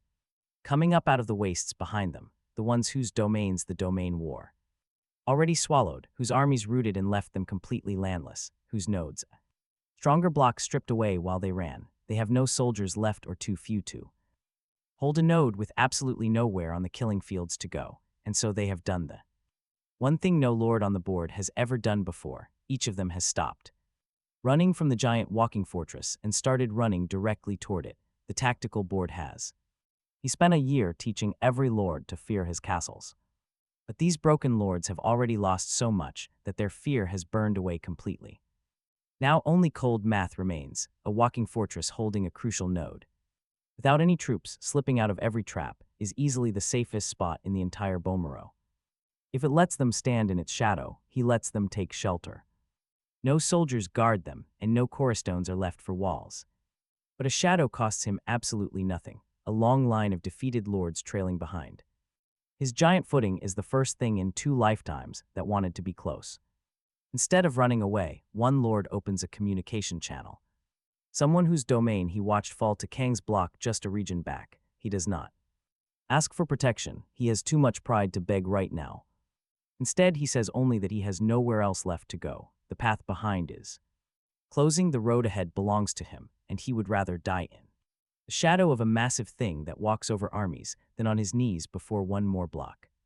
He tells the Lord to keep his people behind the giant tracks and trust the structure. It is the exact same warning he once gave Dane at Grave Wall, and history gives the moment a shape. This is how a city finally starts. Not with walls, but with the people who claim them. Look behind, it is Kang. Dane's spyglass catches the enemy army where the wastes meet the span, the block. He gathered out of his broken alliances there, marching beside a terrifying native power that her survey had only ever charted at the outer edges. It is an ancient, rooted force, moving with him in a shape her eyes cannot fully hold. He cannot cross the causeway. The giant structure tells him this. An army leader on a dead stone span, holding no node, facing endless wardens ahead. Walks straight into the trap the architects built for everyone else. But Kang's commander, Sioko, is far too strong and cautious to march his soldiers onto a road that eats armies, so he refuses to cross the bridge. Instead, he chooses a cruel, clever strategy. He drives the column forward onto the bridge from behind. His forces press hard against the edge of the causeway, where defeated lords are still scrambling up out of the empty wastes. The ancient power beside him poisons the ground, leaving the refugees nowhere to run but onto the bridge, straight into the walking castle's deep shadow. Kane cannot follow him across, but he can relentlessly hound the entire crowd toward the wardens faster than the moving fortress can clear them. He pushes them against the back of a castle, already grinding forward. Warden by warden, Kane's cold, calculated plan is fully clear now. It is the same calculation behind his retreat at Grave Wall. He cannot seize the span, so he intends to completely shatter the whole crossing. He will pack a panicking crowd against the rear, while the wardens chew the front, letting the gauntlet do what his army cannot. Crushing pressure lands right now. It is a heavy, suffocating weight. Ahead, the wardens come thicker.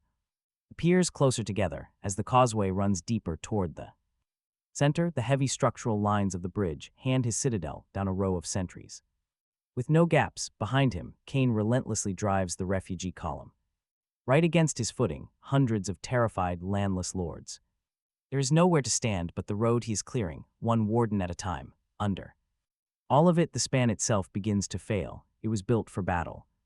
Not a massive crowd, the weight of the retreating column, the wardens clawing at it, and his own citadel grinding across it, is more than the stonework behind him can bear. Dane reads the warnings through her looking glass. Her voice goes flat and deadly calm, the tone she reserves for the worst storms. The span is collapsing behind them, she warns him. Huge blocks shear off the bridge into the abyss just a few hundred meters behind them. The road is unmaking itself as they cross it, and the path she is guiding him along is breaking under the refugees.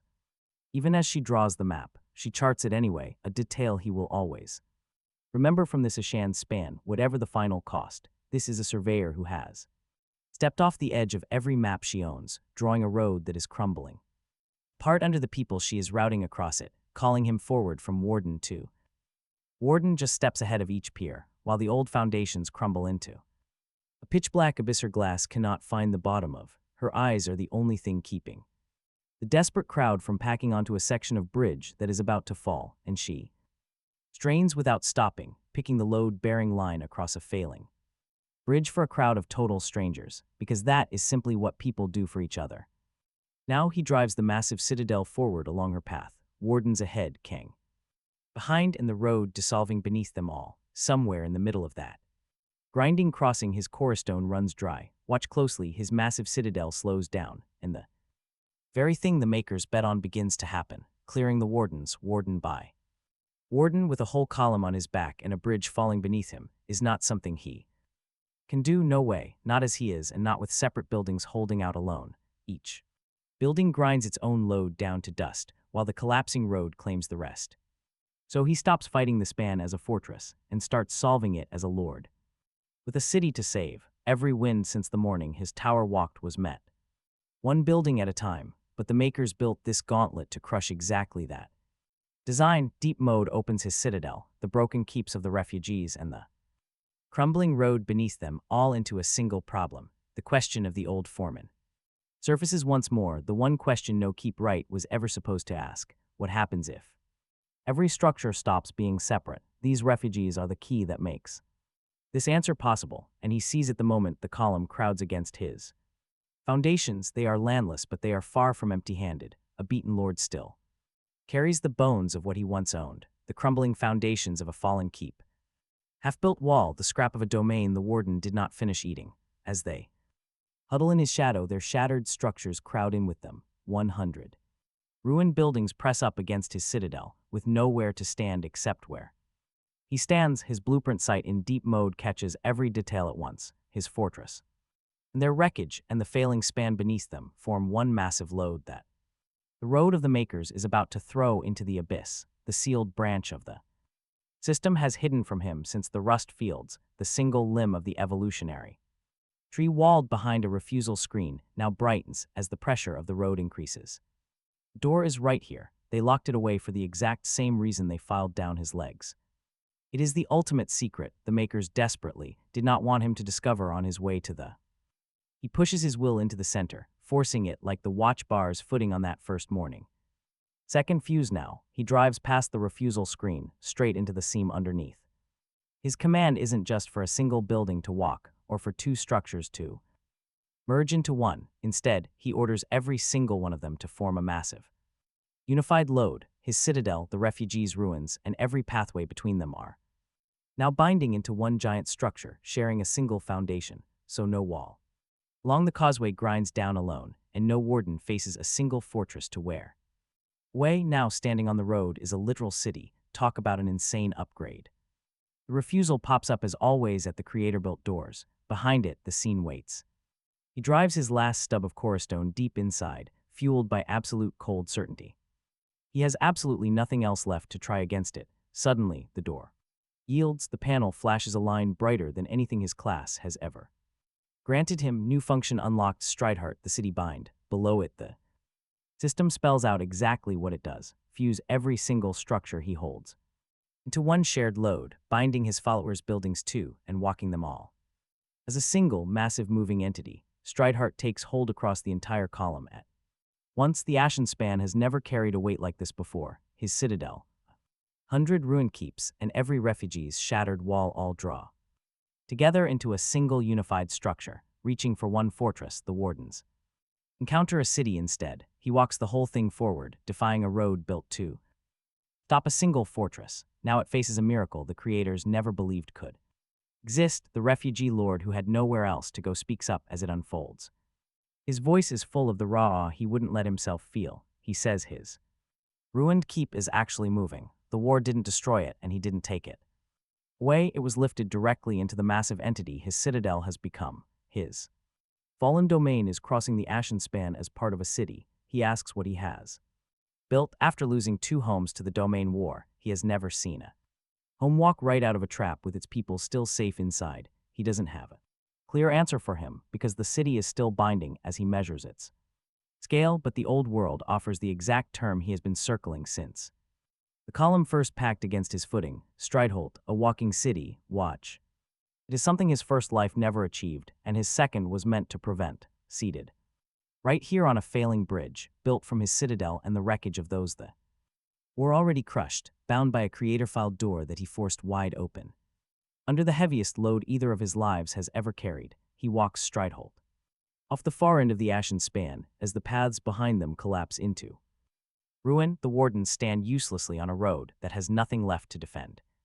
Because the city is already safely passed and the bridge itself is gone, they merge onto Mortwall's plain, a flat, hard stretch of foundation beneath a low, slag-gray sky. It's not empty. Dane spots the threat through her glass. Before his structure sight can even map its shape, her voice carries that flat, certain register reserved only for the absolute worst situations. Two massive forces wait. The span meets the plain. King Shioko's army has marched the long way around. The foundation, his heavy blocking forces and rooted powers are both drawn up on the open ground to confront the walking city they couldn't catch on the bridge. Behind them, set into the vast plain, stands a massive, static fortress city. An enormous, ancient lord's seat that has held this ground since before they first woke. They woke static walls waiting for a mobile city. He raises Stridehold up. The 100 defeated lords bound tight right inside its towering walls, while Surveyor charts the battlefield right at his shoulder. Now, he does whatever he must to protect the ground his people stand upon. Down goes the very first foundation, raising the very first true wall of this newly claimed city. Greystone erupts from the hard ground to face both the army and the fortress. The opening foundation of the young Stridehold is laid bare in the open where the entire battlefield can see it, with his wardens behind him, the bridge destroyed, and the only remaining path leads straight through Mortwall. The king has found his ground at last. The static fortress lord faces something that will truly test his walls. And he has learned, across 2 lives, that the work worth doing always waits. On the other side of the doors they tried hardest to keep barred, so he faces the plain. The wall goes up, and the brutal siege Mortwall was built for finally begins. Mortwall is the first structure since he returned that scares him purely as a building, not as a man. He stands Stridehold up off the lip of the plain, with its first true wall freshly raised, while deep mode brings the fortress city into focus. Its foundations are driven so deep into the solid floor they have become part of the stone slab. Layer upon layer of static strength, rings inside rings. Every single line is engineered to stand exactly where it is, daring the world to come and take it. Mortwall has intentionally cornered itself for so long that this defensive position has become its greatest strength. Meanwhile, Dane charts the battlefield from the wagon while he studies the walls. Between her survey and his structural sight, the grim shape of the trap fills in. It is a trap with 2 jaws, and they were definitely not forged by the same hand. The near jaw is Kang Shioko. His army is drawn up on the open ground between them and the fortress, the block he salvaged from his fractured alliance, and the ancient, rooted native power her glass still cannot completely hold, is ranged across the plain to meet the city they could not catch on the bridge. The second jaw is Mortwall itself, the static fortress lords seat, massive walls that do not walk, waiting right behind Kang for a city that does. Kang cannot conquer Stridehold in the open. He proved that to himself at the scarp end. Again on the span, so he has forced him onto the one stretch of plain where a fortress that has not moved an inch in centuries can finally do his dirty work. He is the hammer, Mortwall is the anvil, the column of defeated lords bound. Inside his walls is exactly what they planned to crush between them. The refugees are safely inside Stridehold's bound courses, 100 ruined keeps and partially built walls are fused into his city by the Strideheart he forced open on the bridge. For the first time since the Rust Fields, he is not defending a single fortress. He holds a city full of citizens who decided these walls were theirs, and he lays the opening foundations of the siege with that solid truth under every single stone. Either Stridehold holds together, or it crumbles entirely. Now watch as this brutal siege begins. Kang opens everything, offering a poisoned generosity that is really just a knife. He opens the communication channel before his army moves, speaking with a warm tone the king has learned to deeply distrust. He claims there is no shame in being the freak who builds. His walking castles have had a remarkable run, but that run now ends on a plain, right in front of a massive fortress that has outlasted 100 foolish lords who thought they were Clever, the enemy offers him the same deal he offered that lonely Keepright before. Chance to serve under his banner, his building trick put to work for the faction that is bound to win this domain war anyway. His followers will be spared if he bends the knee now and saves everyone the trouble, but words are a courtesy this enemy has not earned. His answer is a second rising wall. Kang's army moves while the barricade grows, larger than it was. Back at Grave Wall, swollen with power-hungry lords who flock to the winning side after the scarp, this rooted native power completely throws off Dane's survey, lending the enemy line strength that is not quite a normal army's, but supply lines still stretch behind them and fear still runs deep under all their bravado. King has numbers, a rooted ally, and a static anvil right at his back, but what he does not have is Stridehold. The first assault comes exactly as his memory promised. King's hammer swings while the mortar anvil holds, his massive army rolling forward across the open ground to pin his moving city. Against the fortress city's heavy guns, he will not let Stridehold be pinned down because being pinned means a brutal death he came back from twice. The whole bound structure walks sideways along the flat plain instead. The entire city moves at once, riding the shared load that Stridehold binds, his own citadel, the massive column, and the followers' ruins stride along together so that King's charge closes on the exact ground where his walls were, only to find them 100 meters further on. His line overruns a completely empty stretch and has to wheel around, and in wheeling across the open ground right before the fortress, it turns its vulnerable flank to him, so he finds that open flank and walks a span of Stridehold's wall into it. A moving rampart splits his charge in two, pinning half of it against Mortar's own outer ring. The massive static fortress the native lord built to crush him now acts as a wall pinning King's own soldiers in place while his city walks completely free of both. Dane's glass tracks the battlefield while he works it, and her voice carries the awe she has stopped trying to hide because she has surveyed 40 domains of armies, grinding relentlessly against walls. Never once charted the walls doing the grinding. She tells him the static fortress has not adjusted, and in this entire massive exchange mortar has not moved a single stone, has not repositioned a wall or shifted a gun, but only stood and fired from the very lines it was poured into before any of them woke. A living seat would have flexed to the grand city walking circles right around it. This one cannot, and that glaring weakness is the first crack of light in this whole grim shape of the plane. He keeps it tucked away where he keeps everything that might save his people. The fortress city is the strongest static force on the board, and it is exactly as strong as the ground it stubbornly refuses to leave. Then Mortar speaks, and the voice coming through the channel is not that of the native Lord Dane. Charted because there is no native lord, this realization turns the entire plane upside down under him. The voice is tired in a way no soldier ever gets.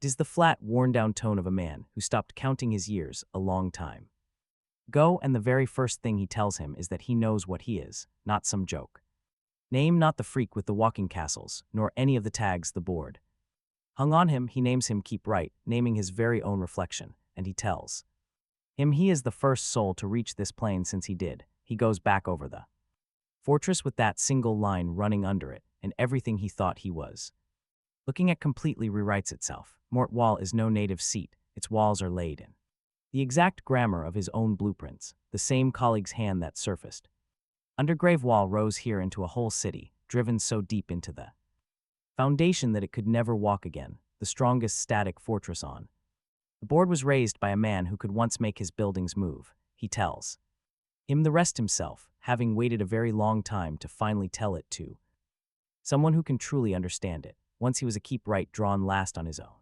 board, mocking the same laugh, raiding the same dawns. He found the seam, forced a building to walk, gathered beaten lords, and crossed toward the spindle. Then the architects broke him, and that breaking is the part he wants him to understand before he throws his own city at those walls. Mort Wall is no fortress a Keepright raised, it is a Keepright a fortress was raised around. The deepest ring holds a man fused into his own wall so completely that he cannot find the line where the Lord ends and the structure begins. When he reached their door, the makers did not kill him. They drove his legs back into the floor, turned his city into a static seat, and set him on the only plane before the spindle as the last gate. He is not the native power Kang allied with. He is the thing the architects made out of the man he is trying to become. The path ends in this chair, he tells him, and he is not threatening him when he says it. He is warning him, and the warning is worse than any threat this day has thrown. His fortress walked toward the spindle the same as his walks now, sure that being the one piece that could move made him the one piece that could win, and he reached the door. The architects offered him what they offer everyone who reaches it, and when he refused them, they did not erase him, they kept him because a broken breach pathlord makes a better gate than any warden they could pour. His mobility, the strength that defined him, they took and made him an anvil.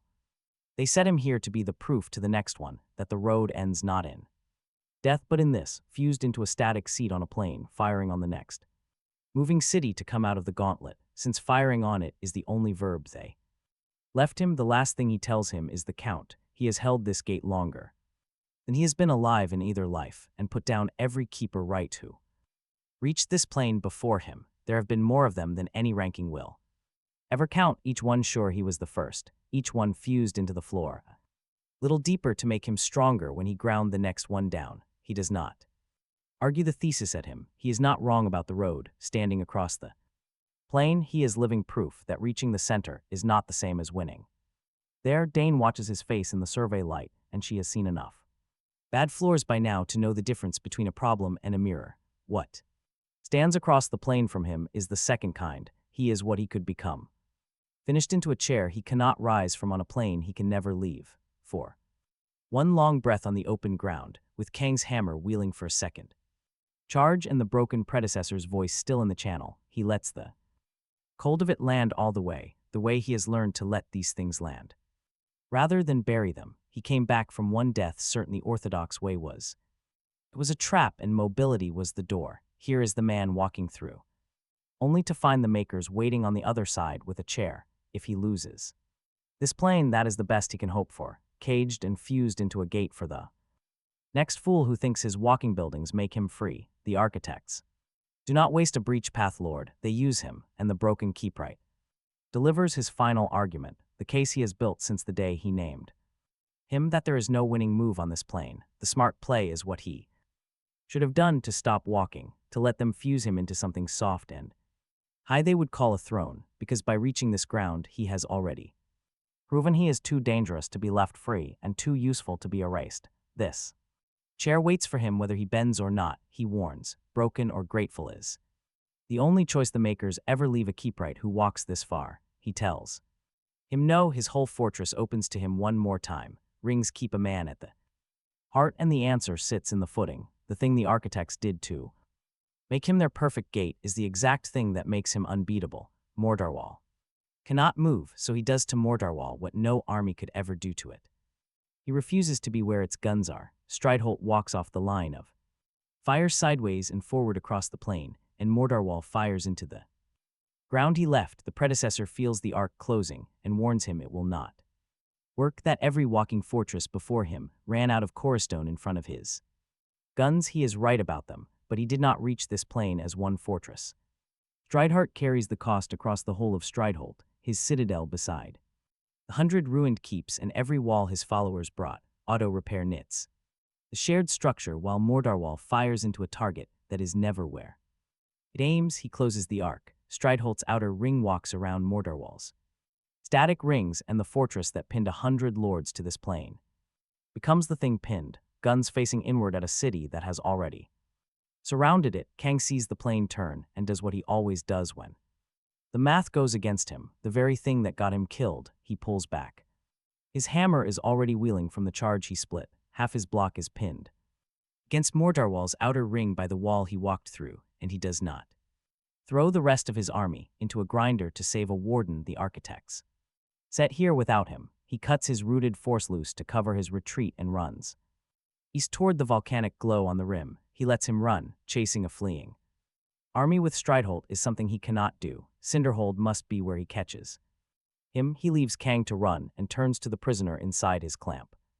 The broken Keepright is his now, surrounded, his guns facing a city he cannot break. The easy play is to grind him down, absorb his fortress, and walk on with Mordarwall's stone folded into Strideholt, but he rejects the easy play. He is a Keepright who reached the center before him, and a man like that ground into rubble is only a fair creed hall. Freed, he is the only other being on the made floor who knows the door he is walking toward, so he does what the Architects built Mordarwall to prove was impossible. He pulls the man out of his own walls. Deep mode finds the fuse seam they drove through him to make the gate.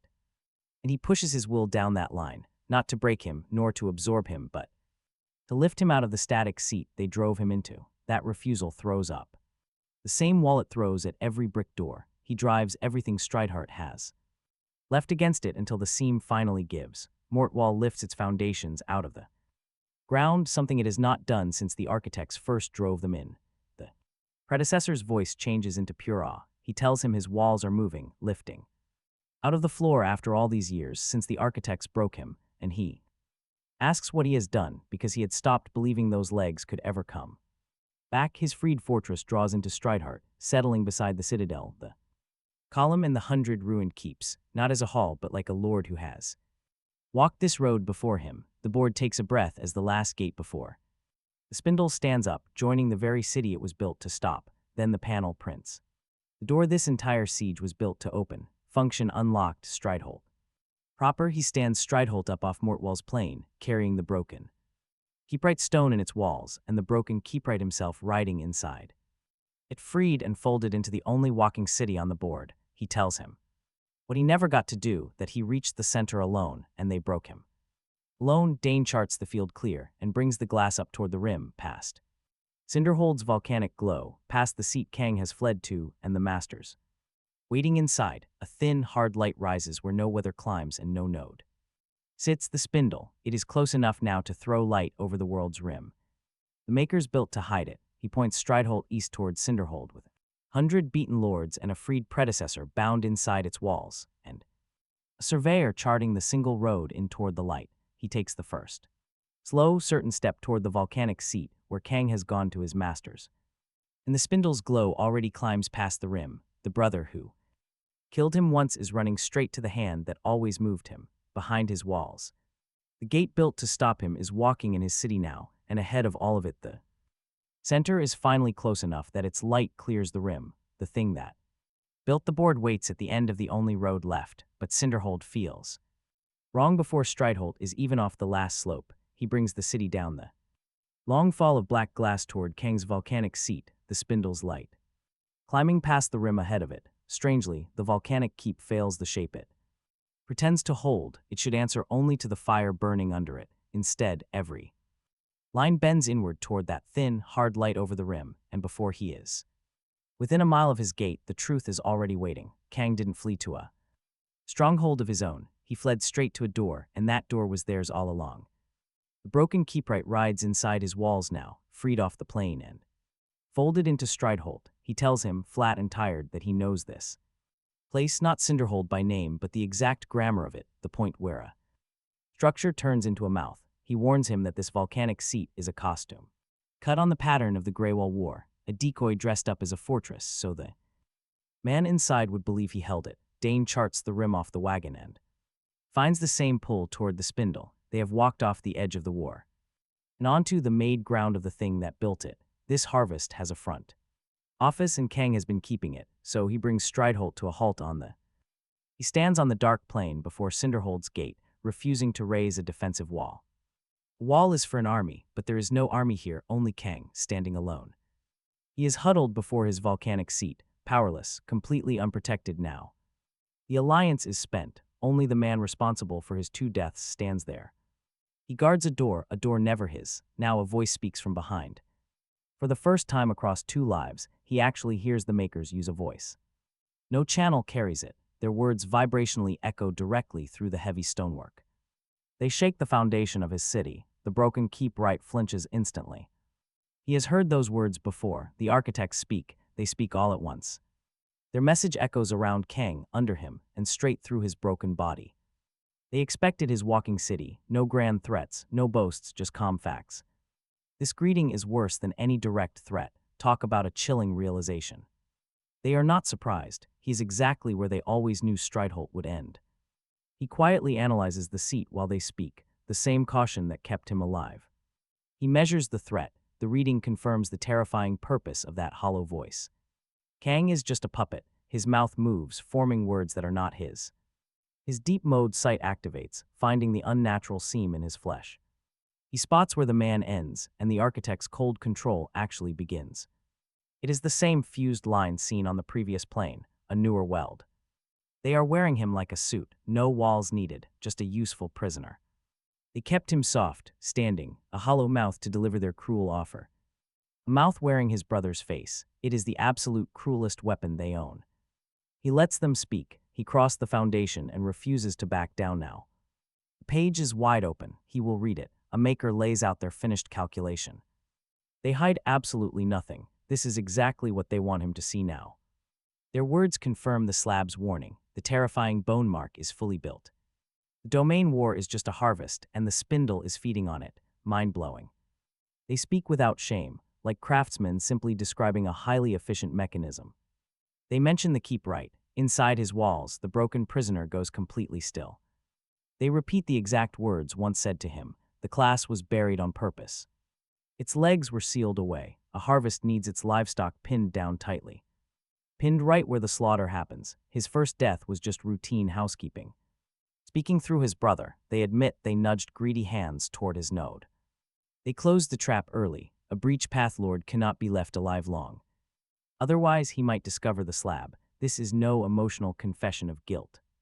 They are simply explaining a mechanism to an apprentice who should easily understand. He stands before them, unflinching, refusing to show the fear they want. They designed this arena, wrote the harvest, threw away his first life completely. It was treated as a minor mistake to be erased. This is merely a setback. Their calculations leave out his current actions. He is standing on their floor now. The final response belongs to him. Suddenly, they extend an incredibly massive offer. It is the kind of deal a master makes to a highly valued worker. They view his actions as qualification, not rebellion, offering him the bone mark throne. This is no broken chair like his predecessor received. This is a real throne. Every other lord will bow, every node will be his to rule, running the war. Resting on his word instead of fighting him, all they ask is that he stops, sets his city. Down never breaches the spindle, letting the harvest run under him instead of. Through him, the offer is absolutely enormous, precisely shaped, and knows the raw hunger of. A man buried twice at the bottom, the sandcastle, the old. Nickname, the foreman with no army, in a city that finally made the board absolutely terrified. The architect's own hand reaches down to set him over the same board that laughed him into a grave. That makes the offer more dangerous than any raiders, and far more dangerous than betrayal because it does not come to kill him, it wants him as its entire prize, and then they expose Kang Soko not as a confession but as a sweetener, a master showing the journeyman a cheaper tool, the brother he trusted was their puppet because his hunger already leaned that way. They only had to let it run when they wanted him dead, and it ran right on schedule. They bought him his life again with the same coin, Dominion dangled in front of. The same appetite, the makers show him this because they want him to understand. Now watch this, he is offered the throne they only ever rented to Kang. He faces him. Across the black plain with the whole truth standing between them at last. The warmth is gone, the charm that courted him in his first life has burned down too. The hunger the architects named, an appetite that took their coin twice and called it ambition both times. Kang does not deny it, he speaks to him through the private channel and not their stone, the one truth he carried through 2 deaths. Without the chance to say it, Kang did not beat him, the architects spent him twice. And that same hand wears him now, offering the survivor the chair once dangled in front of. The traitor, Kang Soko answers, his voice finally his own for a brief moment. The architects only let him speak because his words serve their purpose. He tells him he is a fool to think this offer is a trap, that he has spent 2 lives clawing up from the bottom of the board only to reject the absolute top, and that he is standing before the only hand that ever offered him anything, yet calling it an enemy. By Kang's telling, he took their coin both times with eyes wide open. He understands the harvest, rules inside it, and counts himself the wiser man. Unlike the foreman who would rather break the machine and die free, the difference between them was never loyalty or honor, only that Kang was willing to be useful, and he is not. The speech tries to make it a choice between Kang's clear-eyed appetite and his own stubborn pride. Kang is good at this, he was always incredibly good at it. The worst part is the traitor is not entirely wrong about that appetite. Everything he ever lacked is right there in the offer, clawing at the exact place inside him. But he refuses, and there is no heroism in this choice. None at all, only a foreman who cannot lie about where the weight truly falls, a kingdom inside a slaughterhouse is still just livestock in a nicer pen. He says it flatly. Right into their stone and across the plain to Kang. If he takes their chair, he rules the harvest while it still runs. They are just offering him a softer place to stand while it feeds. He has seen enough to know this offer is the pen, not the door out. The predecessor writing on his walls is the ultimate proof. They offered that past ruler the same chair when he reached the exit. And when he refused, they trapped him, fusing his legs into the slab and set. They use him on the last plane as a gate, carving a breach path for the Lord into the world. The cage they have for him is soft if he takes it, hard and fused if he does not. Either way, he will stand where they put him, never walking again. He refuses to rule the cage. Sitting inside, he would only be its most comfortable load. The choice sits perfectly clear in front of him now. Breach the spindle or rule the cage. He tells them no by aiming his city at the center and meaning it. The moment his refusal lands, the maker's thin mask of patience completely shatters. A journeyman who refuses to be kept is no longer a journeyman. He is simply a flaw in the floor, and they know exactly how to handle one of those. Their first strike surges up through the foundation along the same path the voice traveled. It is not an army. The ground under Cinderhold's plain answers their will, turning on the single structure they did not build themselves. Every load line under Stridehold reverses at once, the massive slab reaching through his footings to fuse the city and make him the next gate. Destroying the city is not the goal. They want to anchor it. They bound the city against a single keep, never planning for the foundation itself to fight a city. A lone keep they could anchor, Stridehold, gives them no single footing to lock down. The crushing pull spreads across the citadel, the 100 ruined keeps, the freed predecessors' rings, and every wall his followers built. It is too wide to seize in one spot. He lets the blow land, finds where it grips, and converts that force into forward motion. The system grants him the very door this entire conflict was meant to open. Function unlocked, breach ram. Stridehold becomes a city designed to charge straight into a strike, its massive force gathering behind a single moving front. Aiming directly down the lines where everything drains, the predecessor feels the shift from inside his walls, and his tired voice fills with absolute awe. He reached the center as a single fortress, only to be bound. Now he watches a city take the floor. Zone strike and turn it into a charge toward the gate. The maker's strike fails to bind him, and all their patience drains from the stone. He does not wait around for their next move. Stridehold shuts off Centerhold's gate in his grasp and directs its entire bound front toward the sharp, pale light beyond the rim. Behind him, Kang charges toward his master's door as rooted power flows back to him. His block and every remaining commander, answering the call stream rapidly toward the only path a moving city can cross. Ahead of him, the wardens rise. Once more, the board pauses to realize that the ultimate wildcard refused the throne. Now every faction in the Bone Mark turns toward the center to halt the one city capable of reaching the spindle. He drives Stridehold into the gap. Before it shuts, the final stretch between the cage and the center is less a road than an open wound left by the architects. He forces Stridehold forward with every enemy faction closing in behind him. The city charges where it once walked, acting as a breach ram under a unified front. Ahead of him, the spindle grows blindingly bright. A massive column of white fire rises where no weather exists and no node rests. Behind him, the board takes a collective breath and unleashes a desperate chase. Every faction that once mocked him now sees the city that rejected the crown charging straight for the gate their creators built this arena to protect. Kang's block quickly gathers to his east, their native power folding back into formation. And past him, the other blocks turn toward the same road because the board has finally agreed on one point. The walking city is the threat they all share. The chat that named him the last lord in Sandcastle Mason is quiet now. It is watching the count fall, with every army crossing to reach him, and the board posts an unprecedented marshalling and erasure warrant on a single lord. Somewhere on the span, the mockery turned to pure fear, and fear is heading for the same door he is. Officer Dane charts the convergence off the wagon, keeping the brass glass low against the jolt of the driving city. The road is failing as they cross it, she tells him, as the makers unmake the ground. Under his front, her survey marks where the made ground still holds, and where it has already begun to fall, keeping his Strideholds aimed at the center instead. Of into the brakes opening across the plain. Without her glass, he drives blind. Down a road coming apart under its own weight, the refugees hold the walls. While he drives, 100 ruined lords ride Strideholts on bound courses.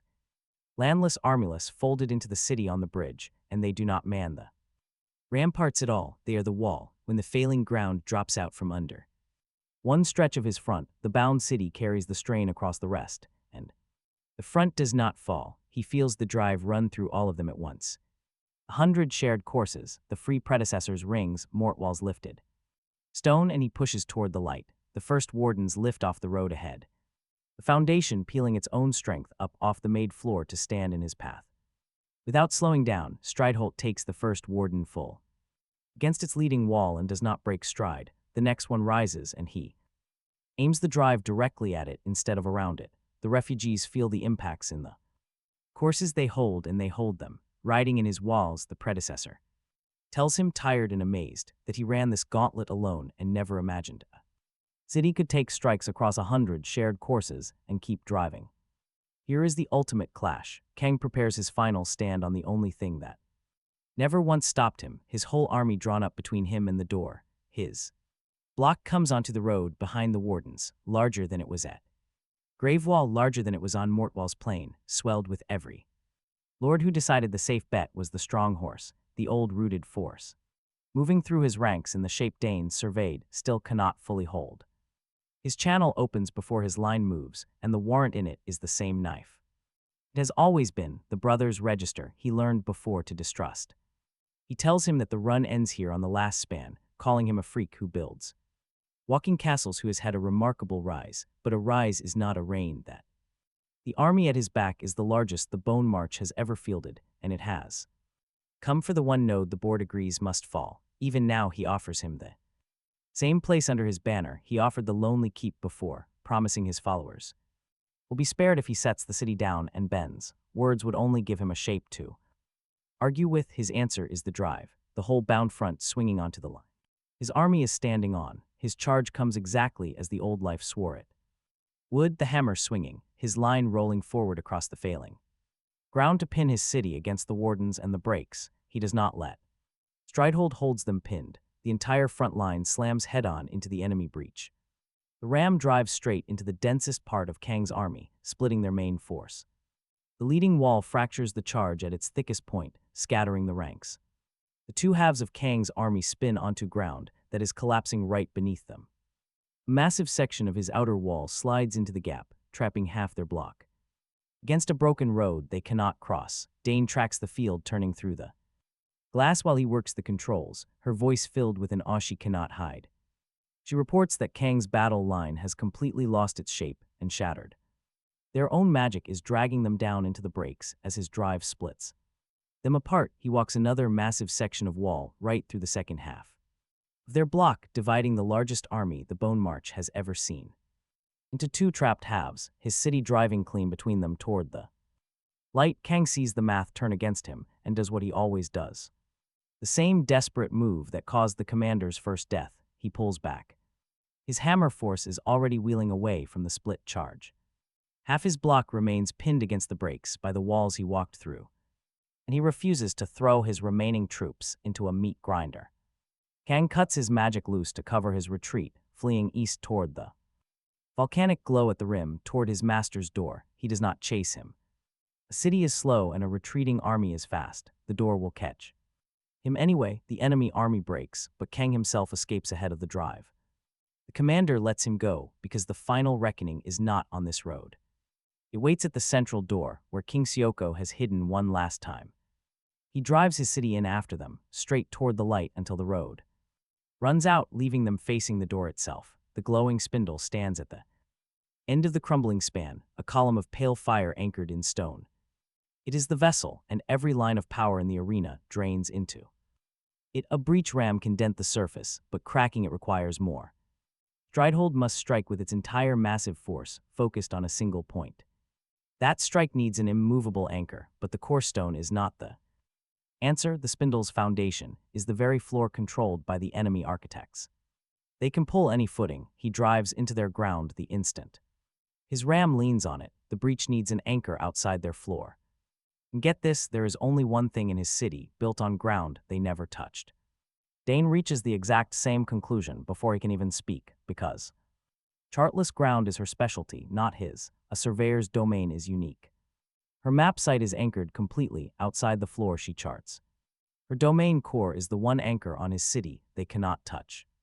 Neither of them mentions what sacrificing it means, only what it costs. Her voice is flat and certain, like she is reading the weather. The domain core is the map site, and sacrificing it means losing both. If she anchors the breach, her viewing glass goes dark forever. She was his eyes. Since the rust fields, but now she will write a city she cannot read. He has no speech prepared, and she does not want one. That is simply who they are and who they have been since he saved her from the wreckage. She runs her mapping sequences across the rust fields as the massive wagon approaches the leading course. The breach ram rolls deep into the front shadow, a place where no enemy soldier can ever reach. He has kept her safe here since the very first fortress walked, and now she sets the brass glass down on the dressed stone of the city she charts. Her eyes do not look toward him when she does it. One last time, she reads the anchor point off her own domain, calculating the spacing, the massive load, and the single footing the breach must land on before she tells him exactly where to drive the last survey her sight will ever give. And then she releases the core. He feels it plunge through Stridehold's leading course. All at once, her entire mapping site drains out of her, bleeding directly into the stone, the one anchor on this fabricated floor, rooted in ground the makers themselves do not own, the glass. On the dressed stone fades and stays dark. She makes no sound. Her hand comes down flat on the cold stone wall, right beside the dead glass of the city she can no longer read, and there it stays. That is the only story of it either of them will ever share. The anchor takes, and Stridehold drives toward its peak, the entire bound mass of the massive citadel, the 100 keeps and mort walls. Freed rings and the ancient predecessor stone gather behind a single moving point. The breach ram lowers its front toward the spindle's base, and he drives the city directly into the single coordinate Dane's last survey designated. Stridehold instantly strikes the spindle. The center cracks. It buckles rather than shattering, pale fire erupting from base to rim, violently shaking the entire massive fabricated floor of the arena. From deep inside the walls, the predecessor's tired voice cracks because he reached the center alone as a single fortress, and they broke him completely before he ever struck. But the massive crack runs only halfway. The spindle holds, buckled and leaking. Its pale fire across the damaged span. The entire momentum of the city is fully spent. Halfway through, far beneath, deeper than the massive slab the first architects laid for the spindle, something completely different from those first ancient builders, begins to wake and stir. Whatever wakes beneath the open seam is the exact thing they built this for, and it has just felt the first city on this fabricated floor strike and heavily crack. Its vessel he holds Stridehold steady against the buckled spindle, the anchor, still gripping tight to the half-finished breach, as the floor of the entire cave trembles under the waking terror below. The cracked spindle stands before him, holding firm with a seam of bright pale fire running straight up its column from base to rim. Only one strike remains for the city to finish what was started. Dane's anchor still holds tight, but the breach ram is spent, deep underneath it all. The ancient presence beneath the foundations rises. The first blow opened the seam, and the final strike must follow it now. He does not aim this last blow at the thickest section of the vessel. Instead, he aims directly at the leaking seam, where the buckled foundation is already fighting against itself. This massive spindle is no mere wall to smash. It is a structure already desperate to collapse. It only needs to be told exactly where to break. He tells it. Every course gathers behind a single point. Once more, footed on the anchor, Dane set and aimed at the seam.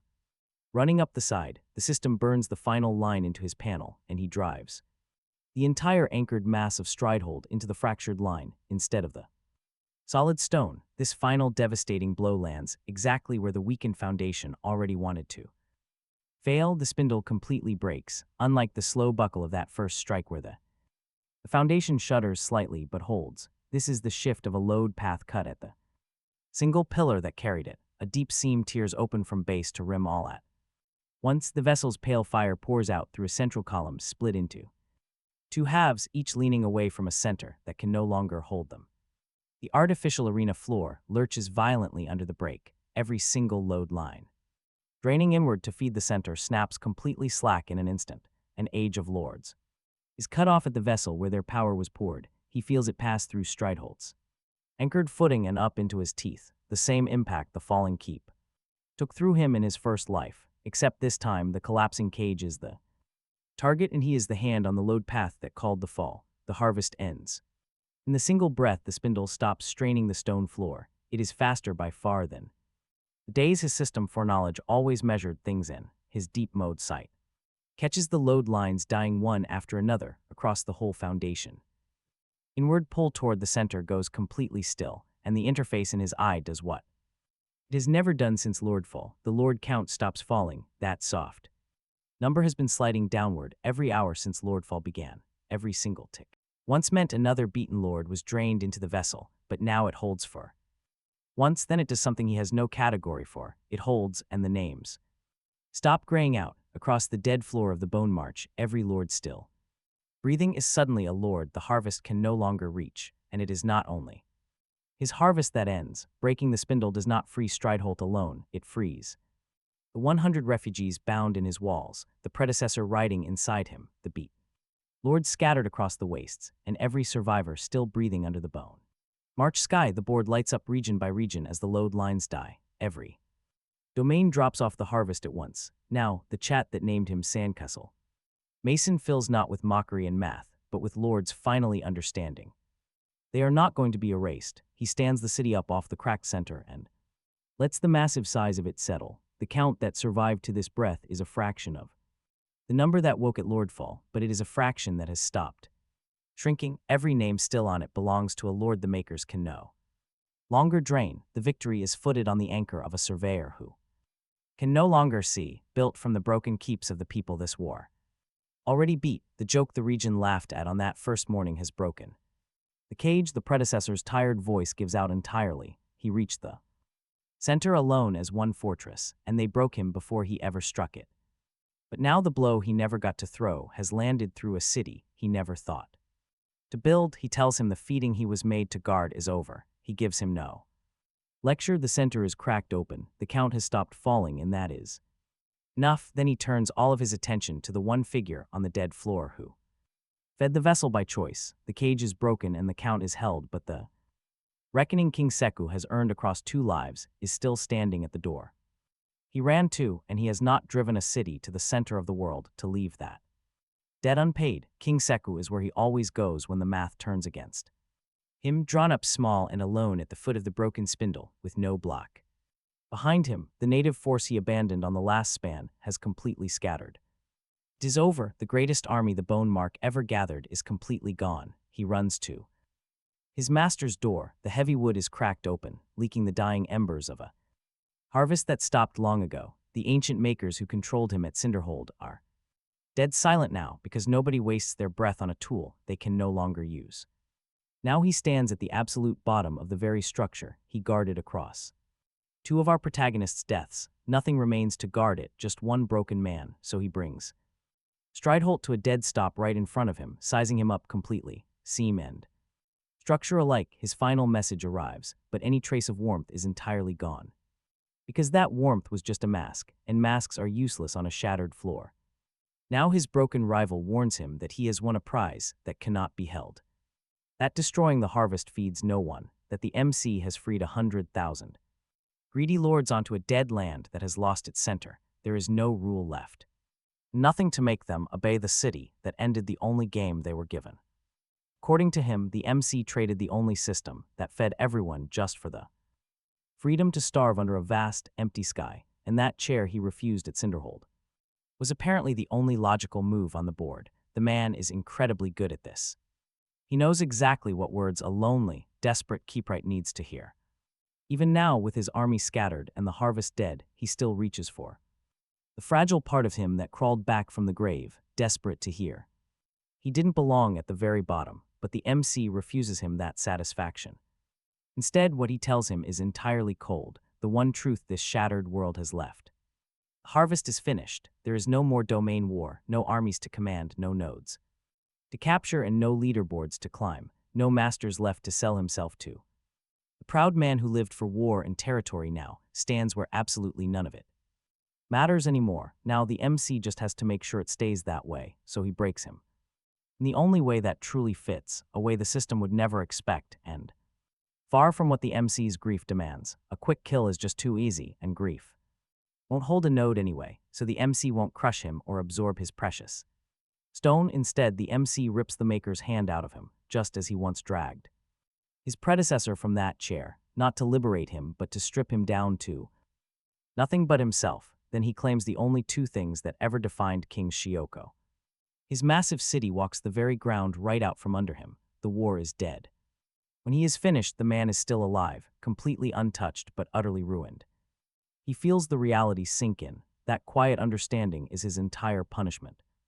Chilius wanted to spend his martyrdom ruling from a grand chair, but this outcome leaves him with absolutely nothing. He desperately asks what he should do now. There is no answer, because it is the exact response this man gave the MC in his first life. Back when he abandoned him on the ridge and watched the walls crumble, nothing at all. He is left to live on a dead world with nothing to capture or conquer. A stagnant monument standing exactly where he fell. The MC walks away, refusing to look back, turning his walking city toward the actual work a true lord must do now. Protecting the land his people can finally call their own, Strideholt halts right at the shattered center of the bone mark, holding back the endless feeding dead. Slowly the other lords gather, the 100 refugees safe inside his high walls, the liberated predecessor, and the broken lords of this dead land, all drawing closer. They all gather around the monument that ended the entity meant to feed on them. Every survivor, Stridehold now stands as the very first free city within the brutal bone mark. It holds absolutely no power node, because not a single node remains, yet Xiaoding chooses to stay. She makes it her home in absolute silence, while the glass on the dressed stone remains dark. Her rare map site is completely drained into the anchor, on the old map board that promised power. She is just another landless lord, yet she refuses to depart for that dead plain. The old wagon that trailed in the shadow of Juho's vanguard, since the rust field still stays behind. It rests in his shadow, while the dark glass lingers over the city she can no longer read. Yet she refuses to leave. Her silence is all the proof he needs. The recovery ahead is slow and grueling. Stridehold begins to walk across the lifeless plains. Over the dead floor of the bone mark, newly freed lords ride, searching for their path. Meanwhile, his predecessor guides Juho through forgotten roads his own foreknowledge never reached. The safe haven that halted the harvest begins to grow, free at last from endless dread. Slow and steady, no longer pinned down, Hoyan stands as their lord. He is the ruler of everything left in the bone mark, a sanctuary for survivors. These are the souls the harvest missed, but when the spatial seam tore open, Juho believed the shattered spindle would finally grant the one thing his 2 long lives desired. A path back home, but it fails. Stridehold stands atop the crumbling core. Pale, eerie fire leaks from the massive vessel, where he expected a doorway leading back. To his old world, his crew, and the life he lost, he finds absolutely nothing. No doorway exists. The spindle was never a path back to Earth, none. Inside the cracked core lies a vast grid. The broken spindle reveals a boundless, terrifying foundation. Level after level of constructed floors stretch endlessly far past the one Juho managed to crack. Every single level is a prison. His bone mark was merely one cage among countless arenas. They spread infinitely across the grid, each sealed floor having its own active spindle, its own cruel harvest, and survivors bleeding slowly to feed a horror below. The original builders did not construct a mere prison, they only designed a single level. Now that deep entity is looking right back, turning its gaze directly toward them. It stares up through the cracked core, focusing on the only city that broke its rules. It lurks far beneath the bone mark and every other sealed arena, an ancient, absolute master. This nightmare sits above the architects, like a builder dominating a simple brick. Every harvest existed to feed it, and it just felt its very first cage shatter. Juho stands above the cracked core, with the survivors at his back and the grid ahead. The lords stand within his walls, the dark glass is silent on the dressed stone. And his fallen brother lies dead on the floor, no going home. The bone mark was merely the first layer of a massive structure stretching far beyond his sight. Now the monstrous entity above the creators has just learned the name of Juho's city. So he directs Stridehold toward the ruptured boundary and the endless grid, ready to march. He takes his first step off the only world he has ever known.